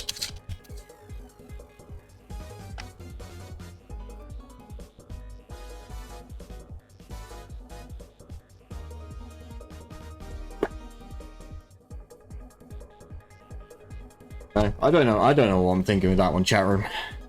No idea. One of my favorite light horror games is Cthulhu Dark. Choose to fight an eldritch horror. You do not roll, you die. Yeah, that's pretty good. I have one guy in my playtest group who asked me, so this mind reading ability I have, what happens if I mind read myself?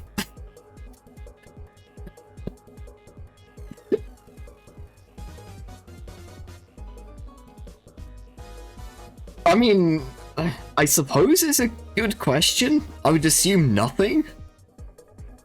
I have the incredible power to read minds, specifically my own.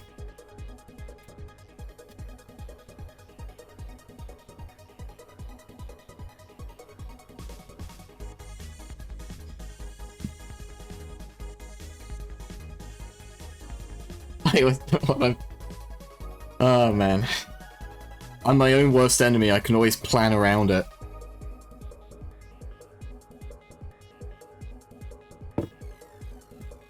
I have no idea what I'm thinking right now. How do we kill people, man?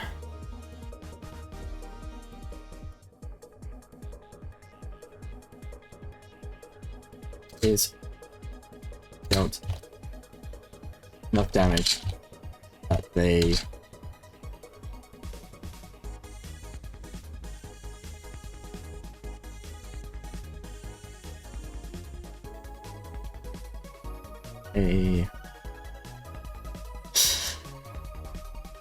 So what I'm thinking of doing here is going, if you have your hit points hit the negative value of your total hit points, at that point you die. But I don't know how I feel about that.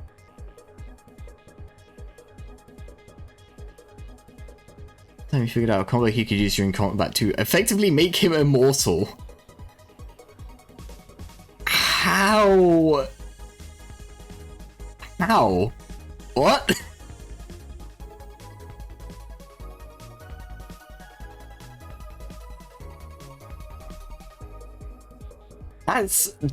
That's impressive.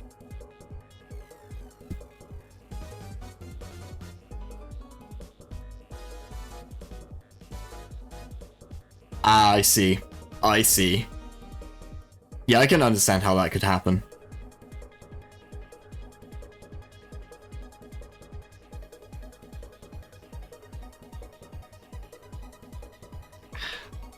Hmm.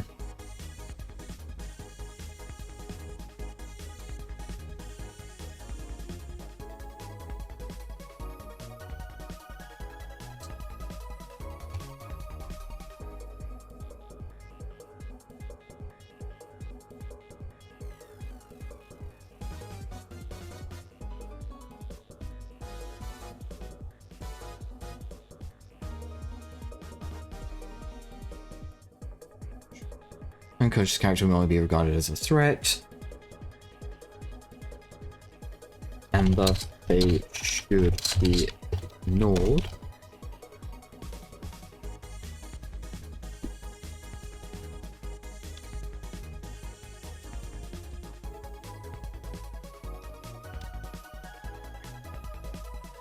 Okay, this is a really important thing, because is to -10 or lower.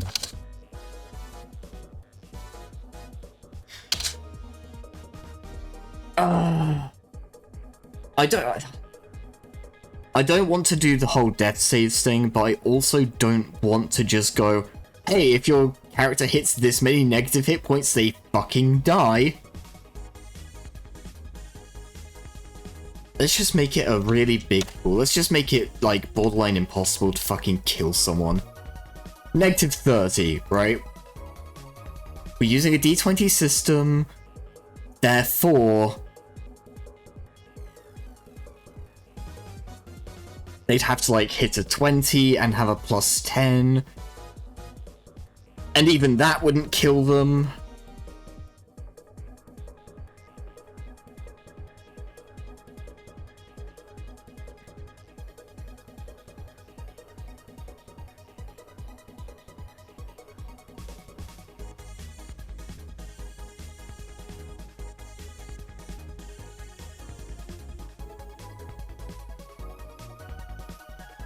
Played many other RPGs outside the main view.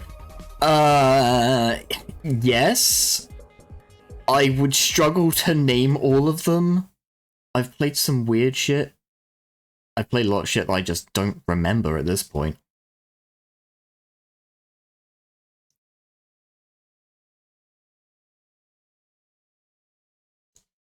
Like, we counted it up last stream, and it's something like 25.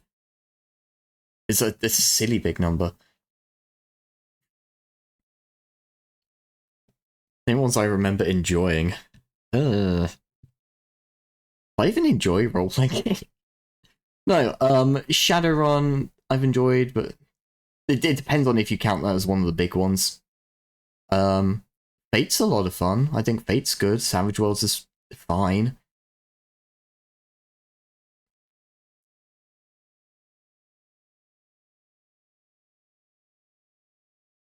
I don't know, I tend to remember the messes a lot more than the ones that, like, were actually good.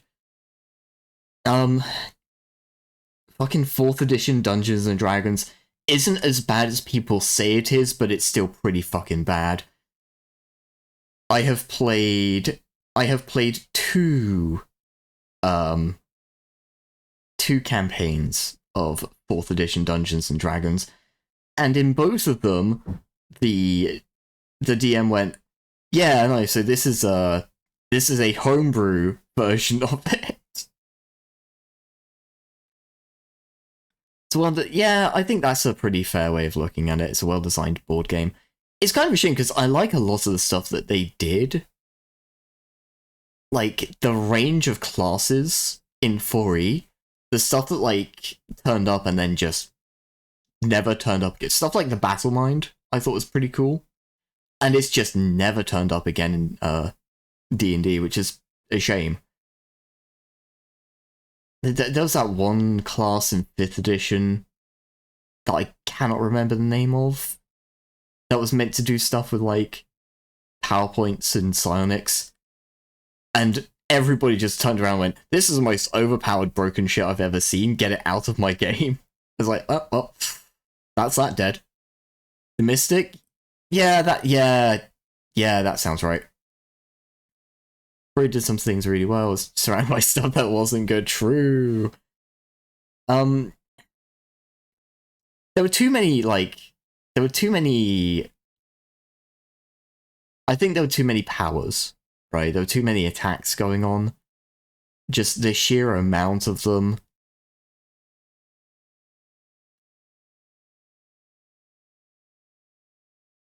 Like, it was a cool concept, and I'd see a 4E video game working pretty well. The most broken thing you've ever read. I don't know, I never actually read it. Which sounds bad, right? I never got the chance to.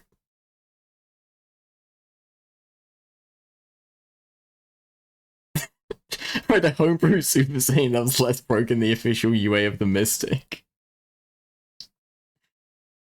Oh, man.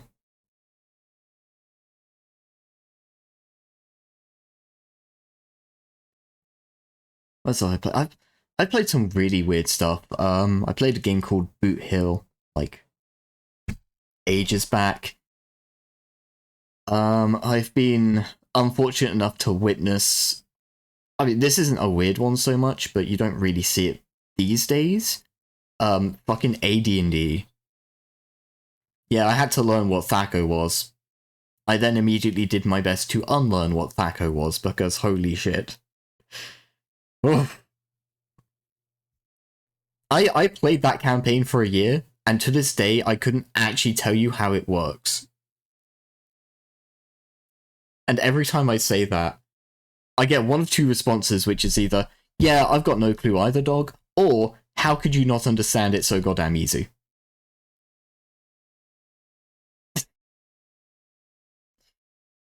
I don't know. I do not remember what it's called, but I remember playing a World War I based RPG, where the idea was you just... like, your characters would be very quickly made, and very quickly thrown away, and very quickly replaced. It was rough. Made a Mystic for a one-shot with some friends. I managed to get a basic spear attack to hit 67 damage in one hit, purely through PowerPoints. I got to attack 4 times that round. That seems fine to me. Yeah, it was very much a meat grinder game.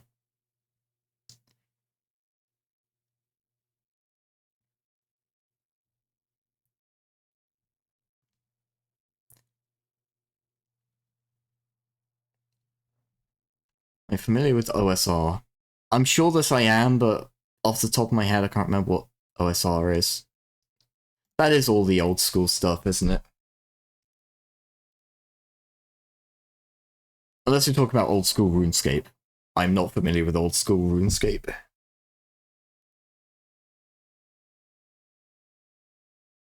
Yeah, that's like Redbox and AD&D and all that kind of stuff.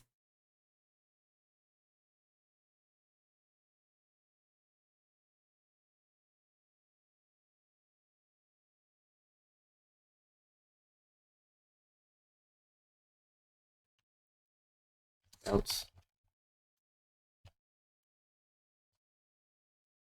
It can be ended to the start. Oh, let's actually make that something concrete. There, it can be stored above 30. We'll start that next turn.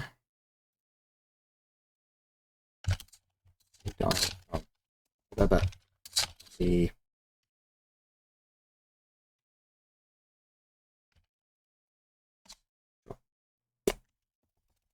just they die.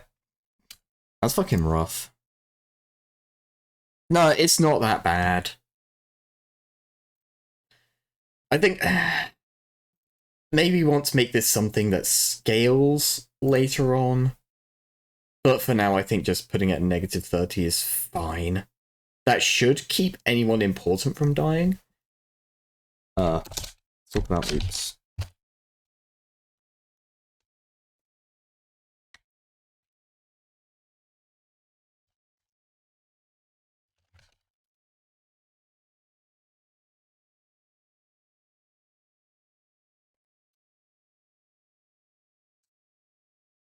The characters.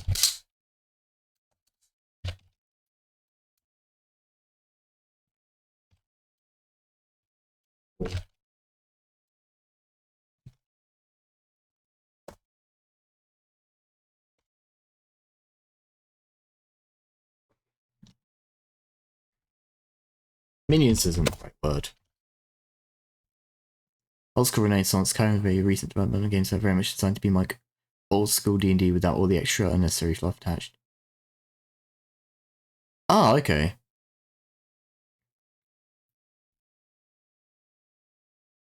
I should probably check that stuff out then. That sounds like it would be quite useful.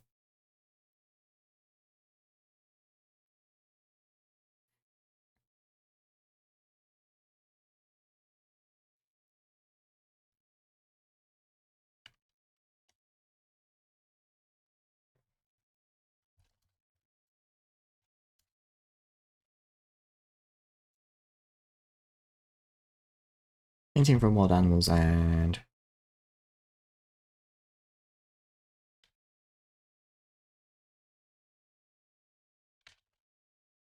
fences.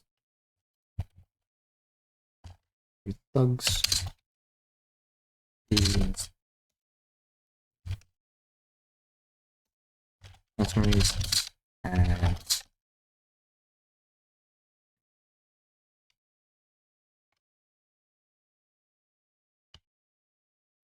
I'm going to use the wrong word here.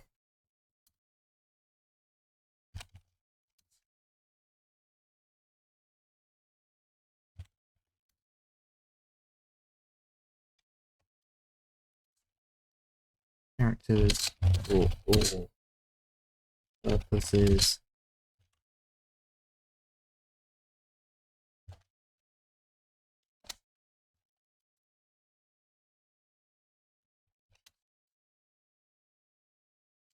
To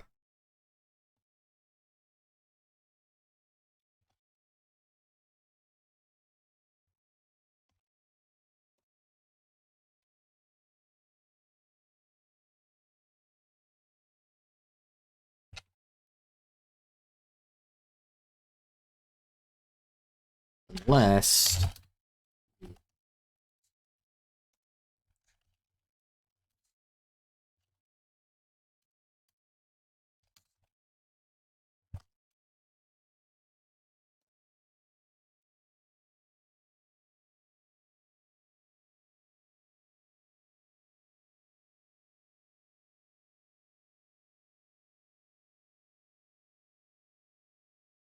then we'll go little description of non-lethal damage.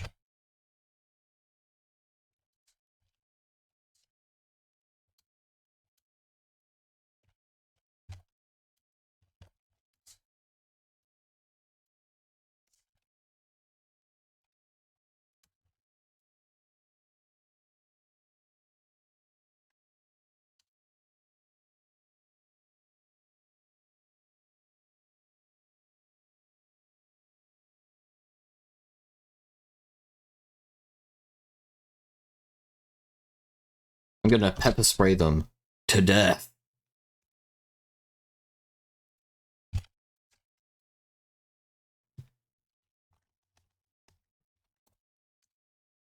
And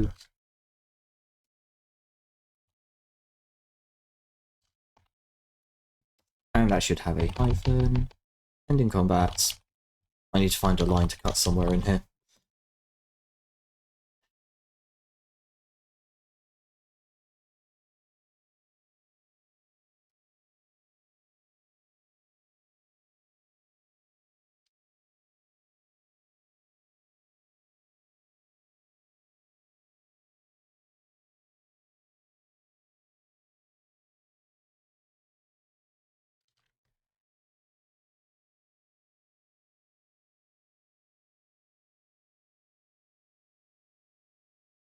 And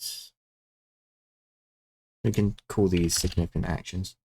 Moving, attacking, interacting with objects.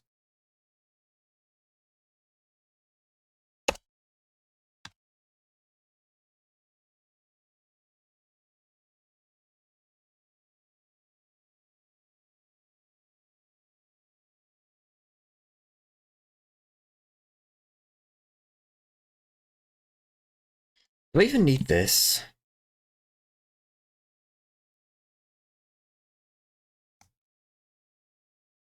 I don't think I do. I think we can just go pop, pop. I don't...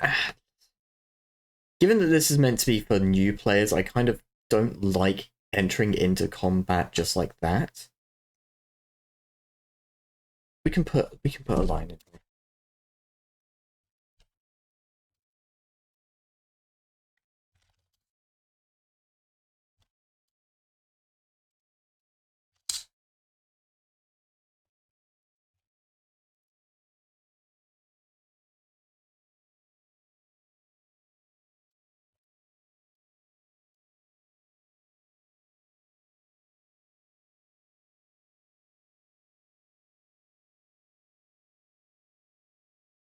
I have the room for a second line. Yes.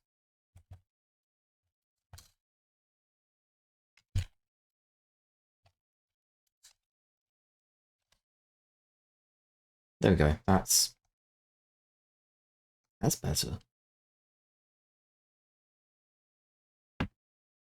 Who wants to look into would be the odd knave and Morkborg. Hey, I mean, I don't think I'm going to forget that name anytime soon.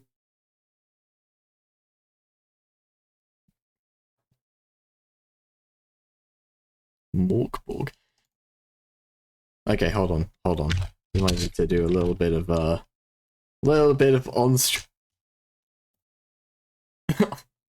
on stream research. Pitch black apocalyptic fantasy OSR RPG about miserable bastards doing their best / worst in a bleak dying world. Huh. Well, now you've got me intrigued.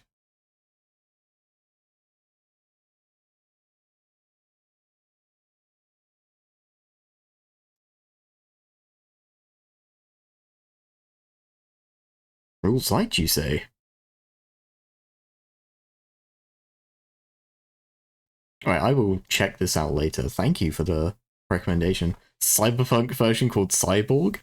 Fantastic. Man, I wish it was more like... I do wish there was more... No, well, I do wish there was more Cyberpunk stuff out there because it would be nice, but what I really want for Christmas is a version of Shadowrun that isn't okay, no, I'm about to be incredibly unfair to Shadowrun. Shadowrun is a very interesting game in that it is at least the version I played, which is 5th edition, is a very interesting game because it's like a 400, 500 odd page tome, of which you need maybe 27 pages to play. It's really cool, with the exception of like exactly Matrix combat being just fucking awful. It's so bad.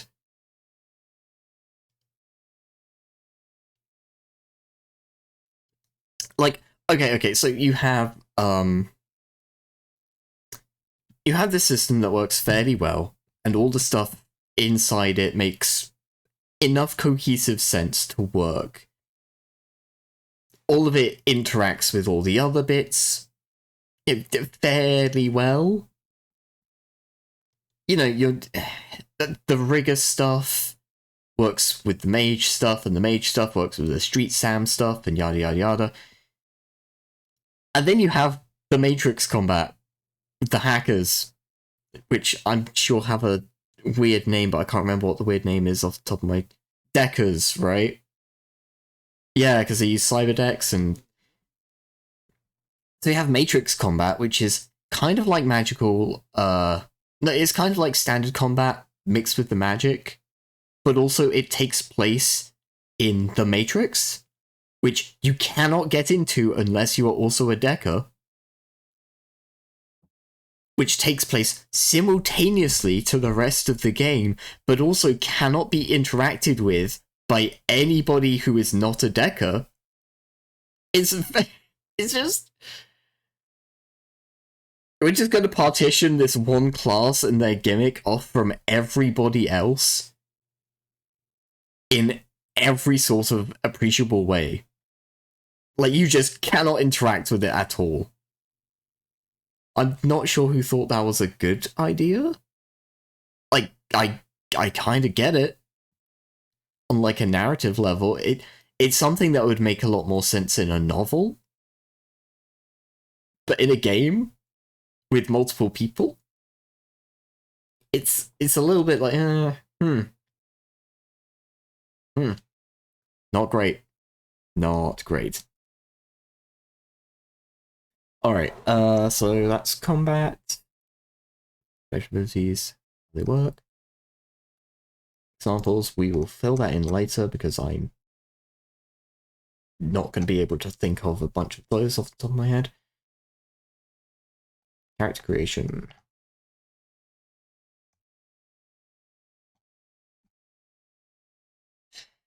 So the next big section we need to do is character creation.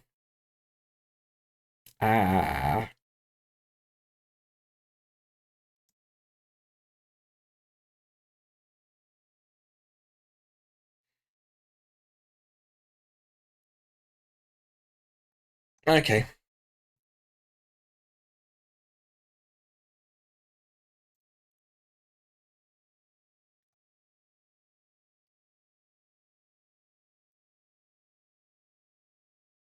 Alright, and this is the crunch.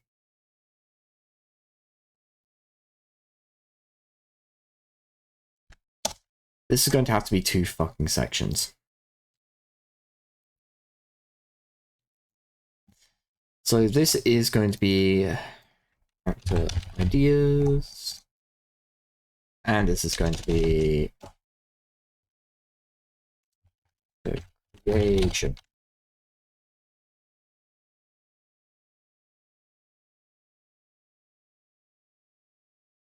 That should be heading 1. What am I doing? Heading 1. Good.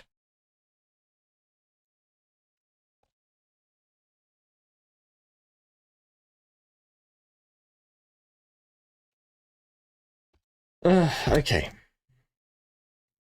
So this is core stats. These are conditional skills / modifiers. Oh, that's what I meant by that. Neat. Special abilities and equipment.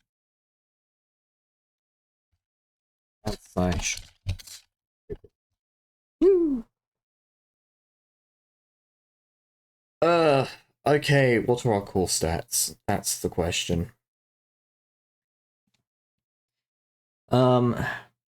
We're not pushing the boat too far out here. I think it would make sense to have 3 stats here. That being strength.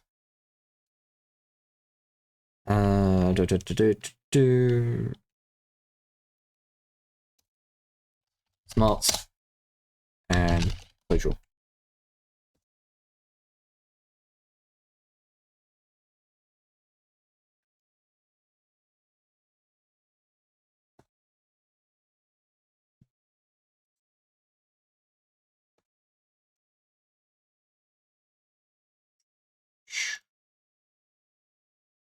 Okay.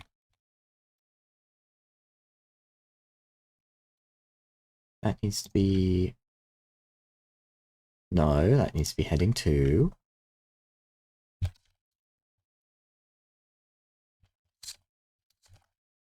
Three stats.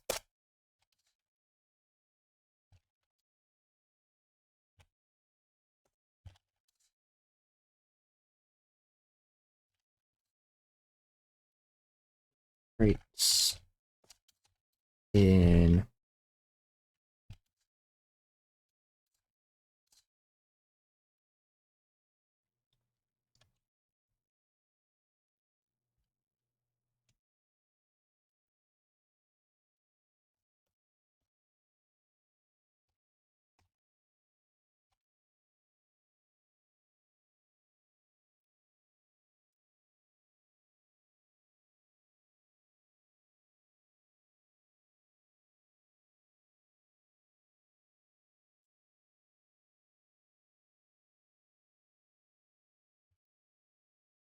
Ugh.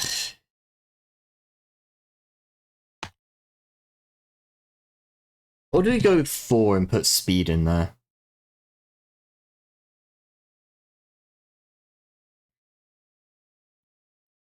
What I really want this to be is,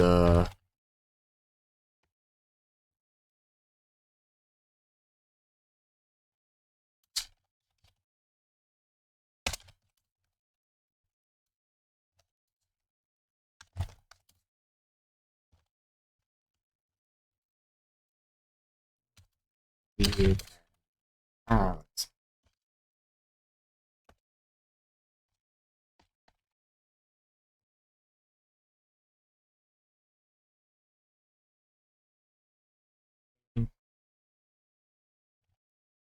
Problem solving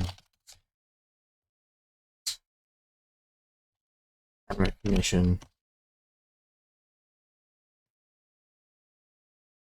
Physical, mental, social is the usual trio. Yeah.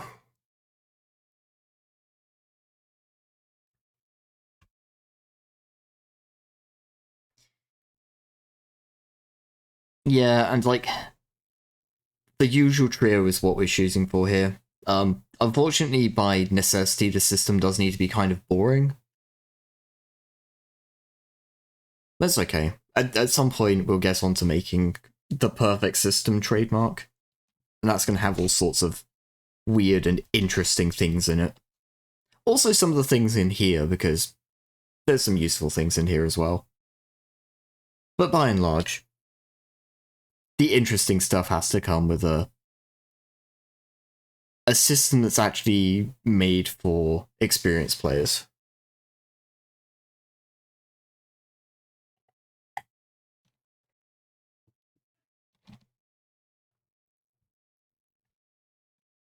but this one's for small babbies. Thinking, problem solving, pattern recognition.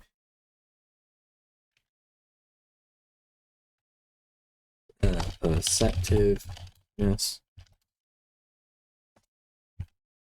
Street smart. Wisdom, or just retaining a ton of good info. Wisdom usually has an S in it.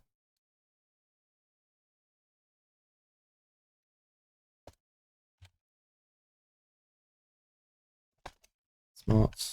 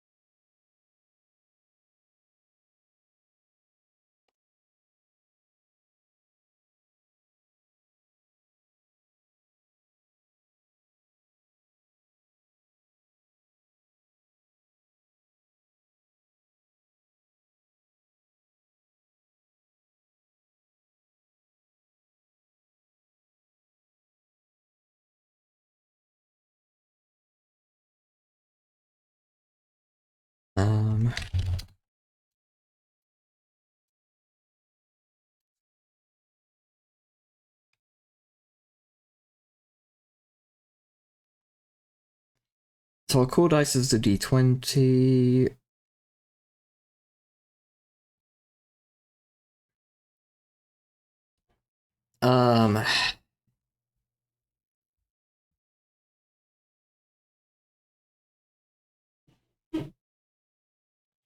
I've not said anything about using these earlier on, have I? How does this work? How does my own SAM system work?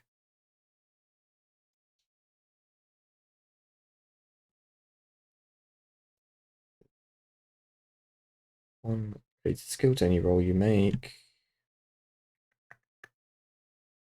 Always rolling a D20.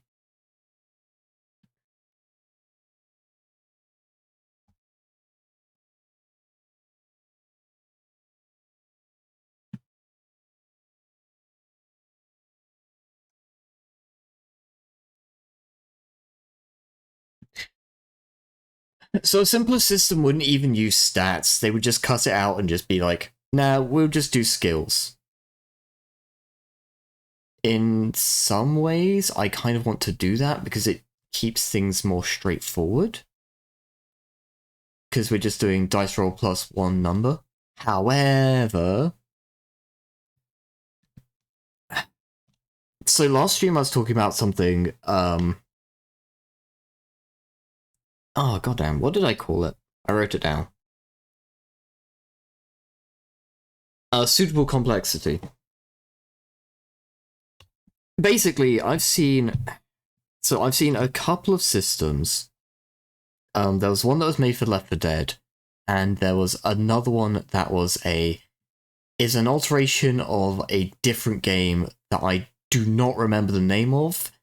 It was something like Love and Lasers in Space.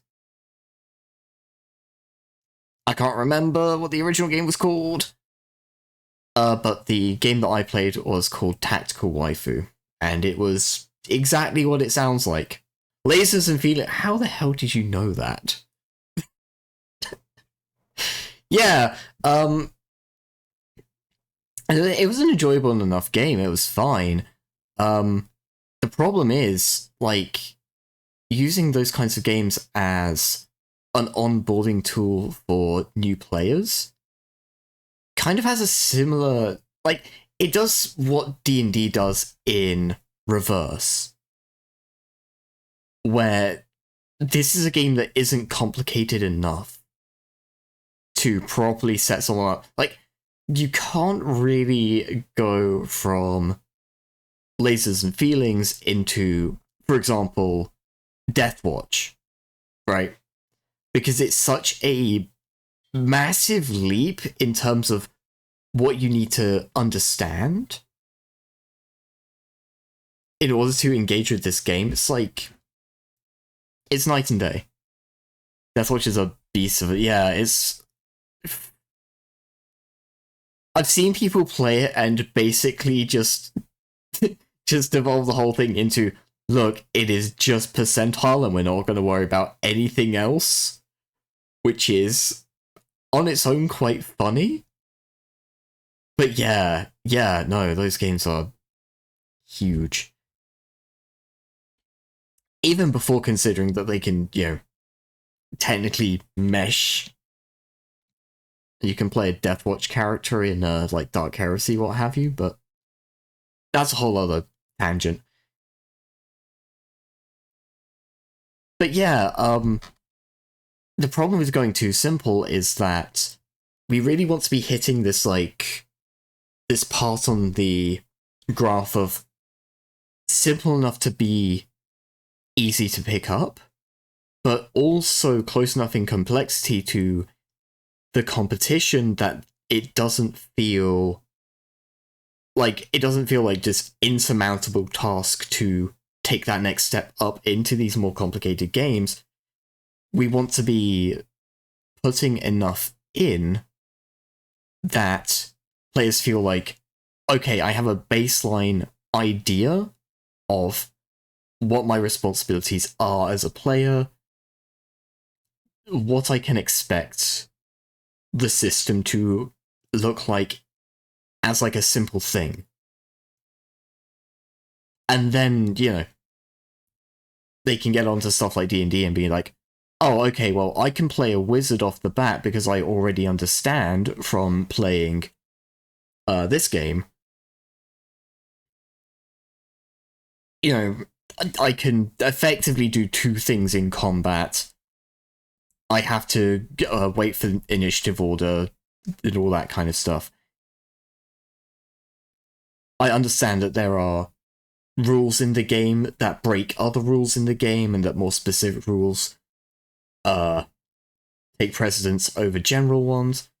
We introduce them to, like, common and important concepts like that here, so that they can go on to other systems, and they don't have to learn all of that, and as well as whatever else, they can just pick up the stuff that is new.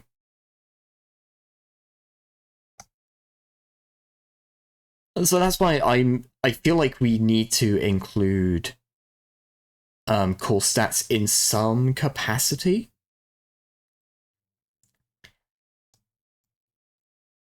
The problem right now is that in doing that,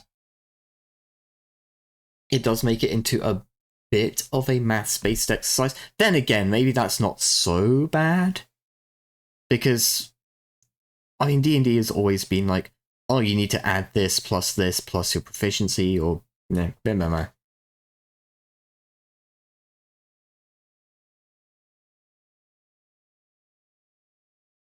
I should make a percentile system at some point, though.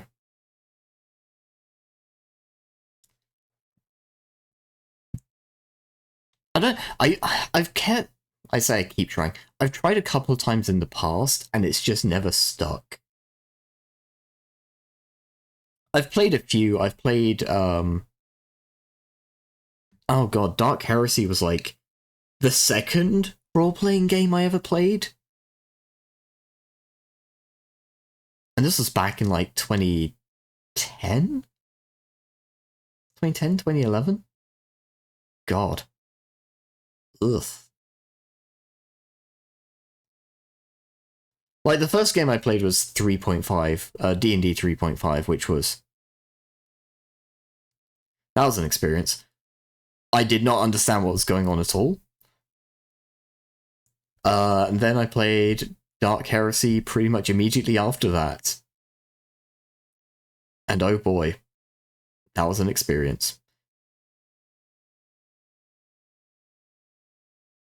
But no, yeah, I've done Dark Heresy, I've done Deathwatch, and all that kind of stuff. So a few of those. Did a little bit of Call of Cthulhu.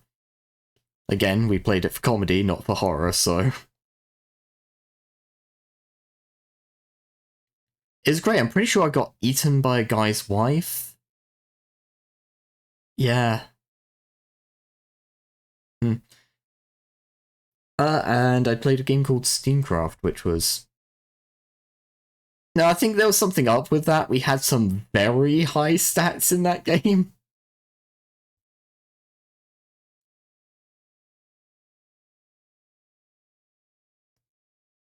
Oh no. I don't know why. It's just never stuck. Tell you what, let's just. Hold on, I said something earlier about rerolls. What was I going to do with rerolls? Oh, that was part of character backstory, wasn't it? Yeah, traits. Okay, so we won't worry about. We won't do rerolls here. When you make your character.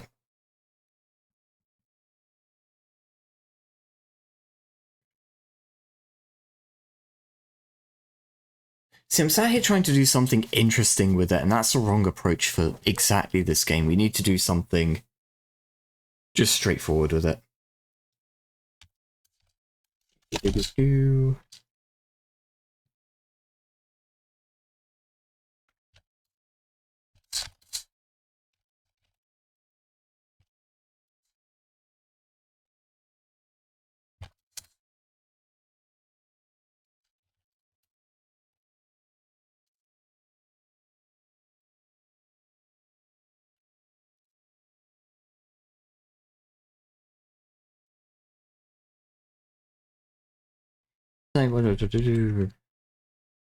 H. That doesn't do what I want. Yeah, no, I want it.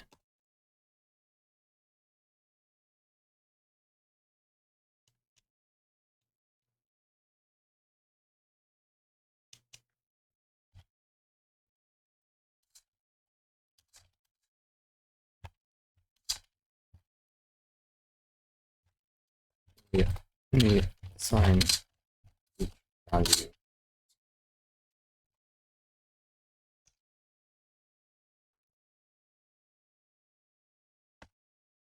3, 2, 1.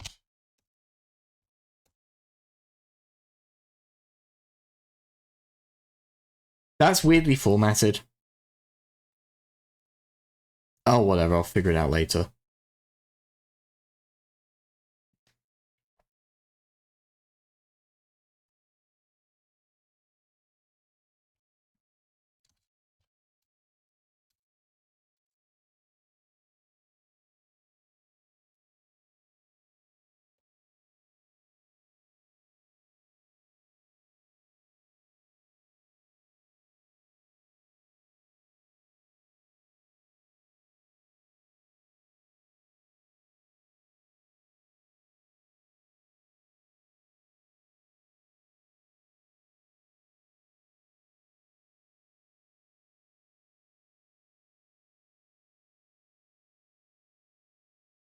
We'll add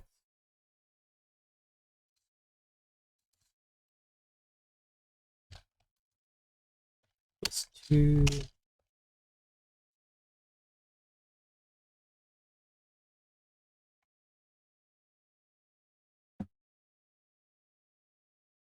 I think I'm going to have to take these away and think about it, actually.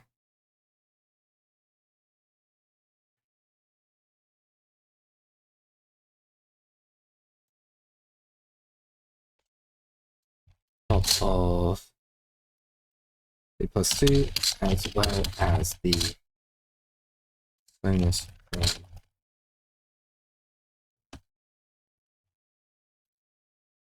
stupid stat.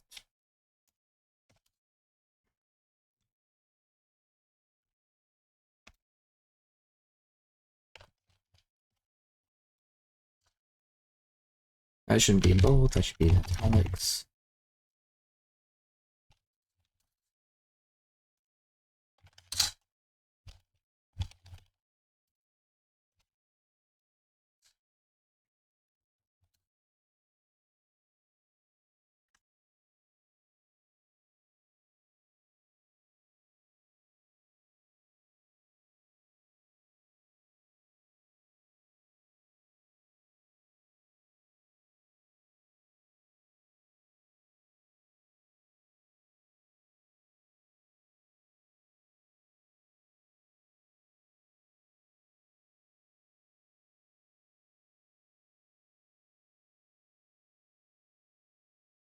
This feels very weird in terms of how it works.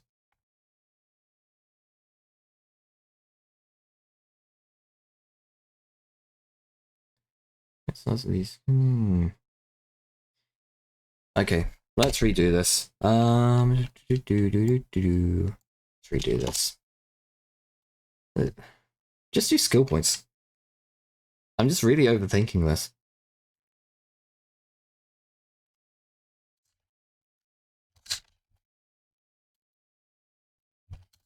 Starts with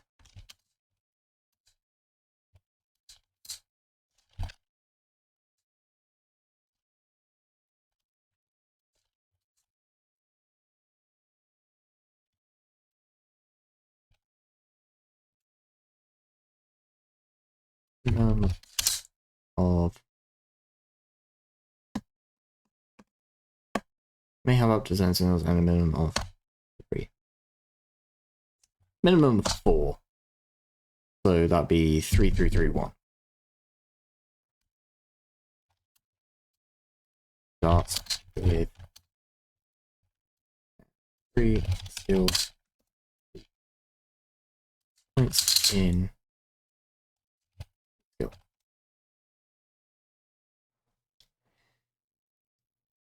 Alright, and then let's make this. We'll make this into 3, 2, 1 again.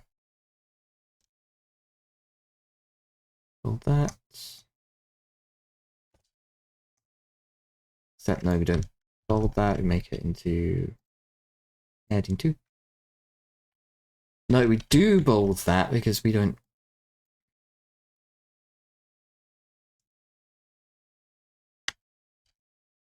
Yeah. Played Run. D&D, Pathfinder, Call of Cthulhu, Traveller. Ooh, Traveller. Vampire Stalker, Symborum, Numenera. Oh my god, Numenera. I forgot that game existed. Tales from the Loop, Alien, Twilight 2000, Lancer, Deadlands, so many others. Yeah. Yeah.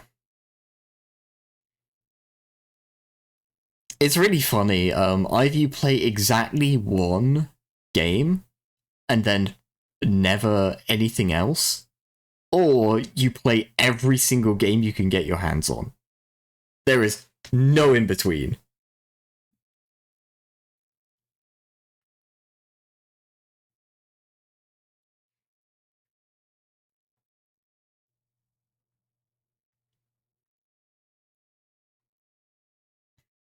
Firmly in the latter. Yeah. Yeah, I feel you.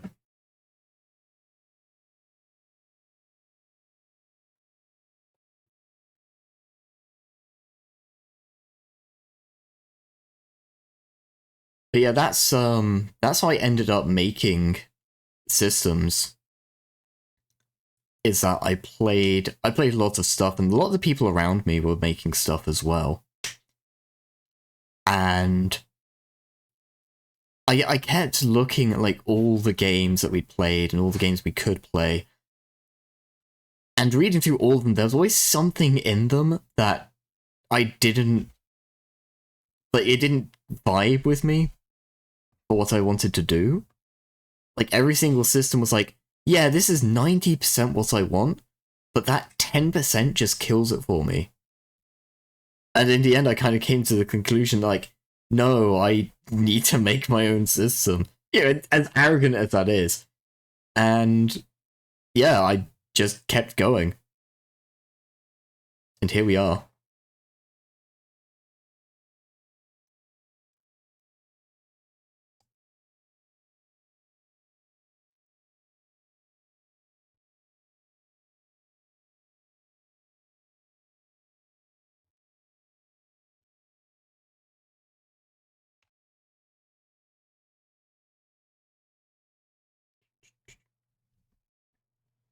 My house ruling homebrew exists? I mean, yes.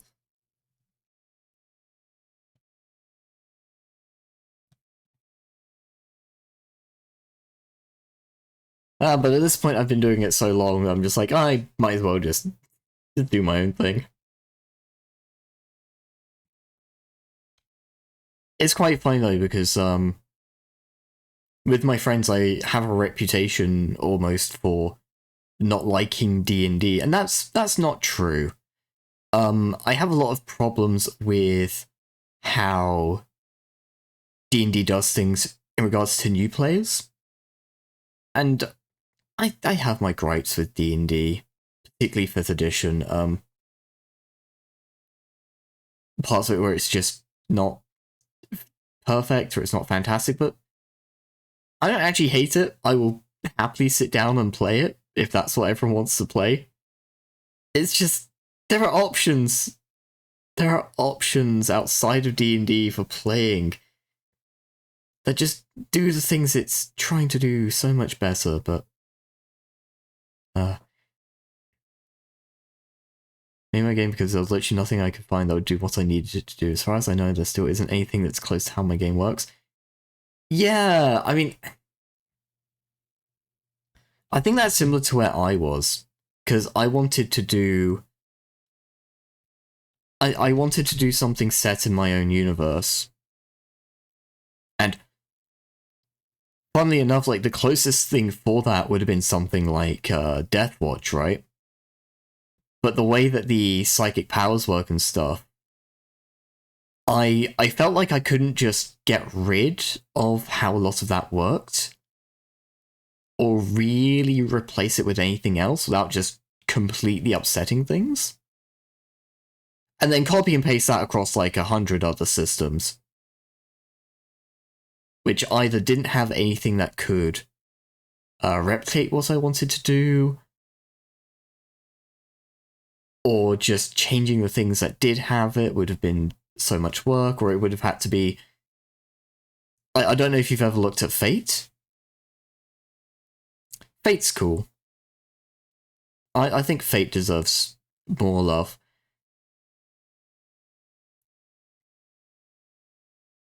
Yeah, there's like basic role playing, there's Fate and Savage Worlds. I think Savage Worlds probably would have been the best fit. Unfortunately, I was not aware of Savage Worlds at the time.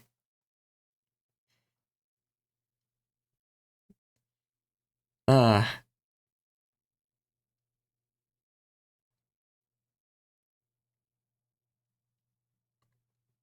but you look at Fate and it's just like, okay, how am I going to make psychic powers as a system in Fate? It's just going to have to be a whole bunch of stunts, I guess? Don't know. This was years ago as well.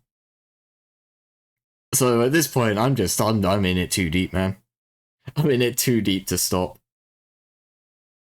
But hey, I enjoy doing it. And that's what matters. Let's finish up talking about special abilities and stuff.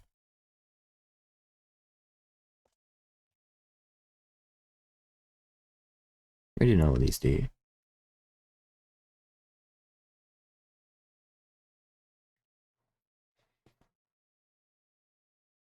Biggest influences are Bloodborne and All You Need Is Kill.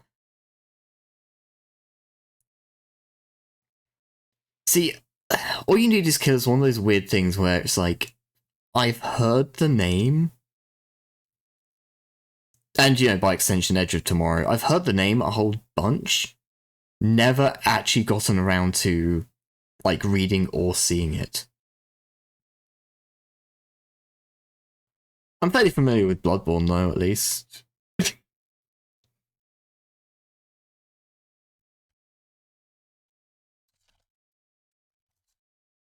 I begin with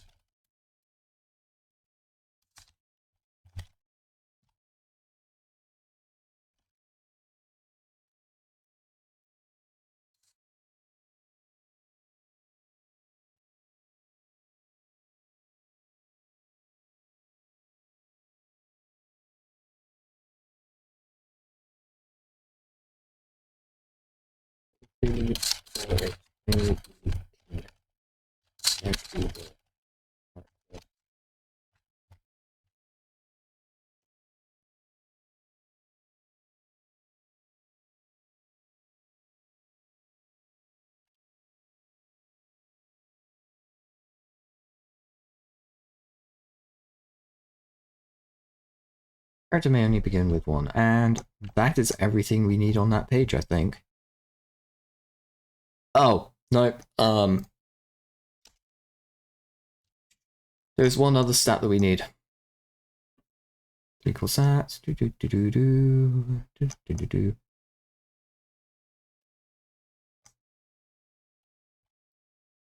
What?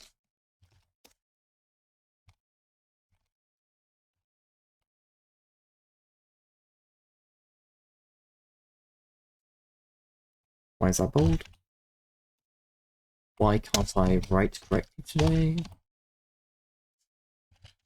Begin with 5. No. There we go. Bam. Alright, well, we're not entirely finished, but we have the important pieces down. Obviously we'll need to format this because it's so ugly. Jesus Christ, this is like, this is hideous.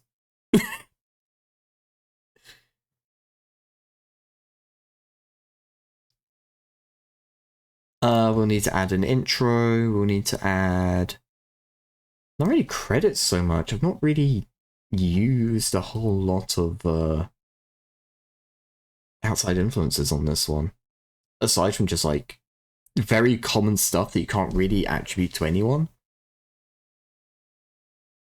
We'll need to actually explain what assumptions are, but that's fine. I might even just grab that from one of my other projects.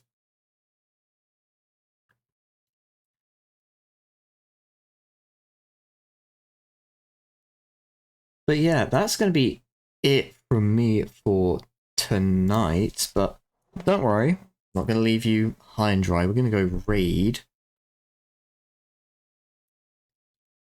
Who are we going to raid? I think I know who we're going to raid.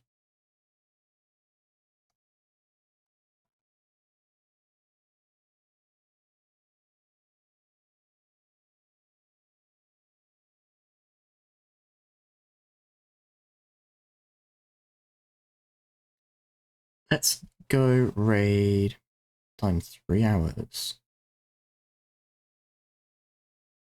We'll go raid Tora. We'll go raid Spacey Tora.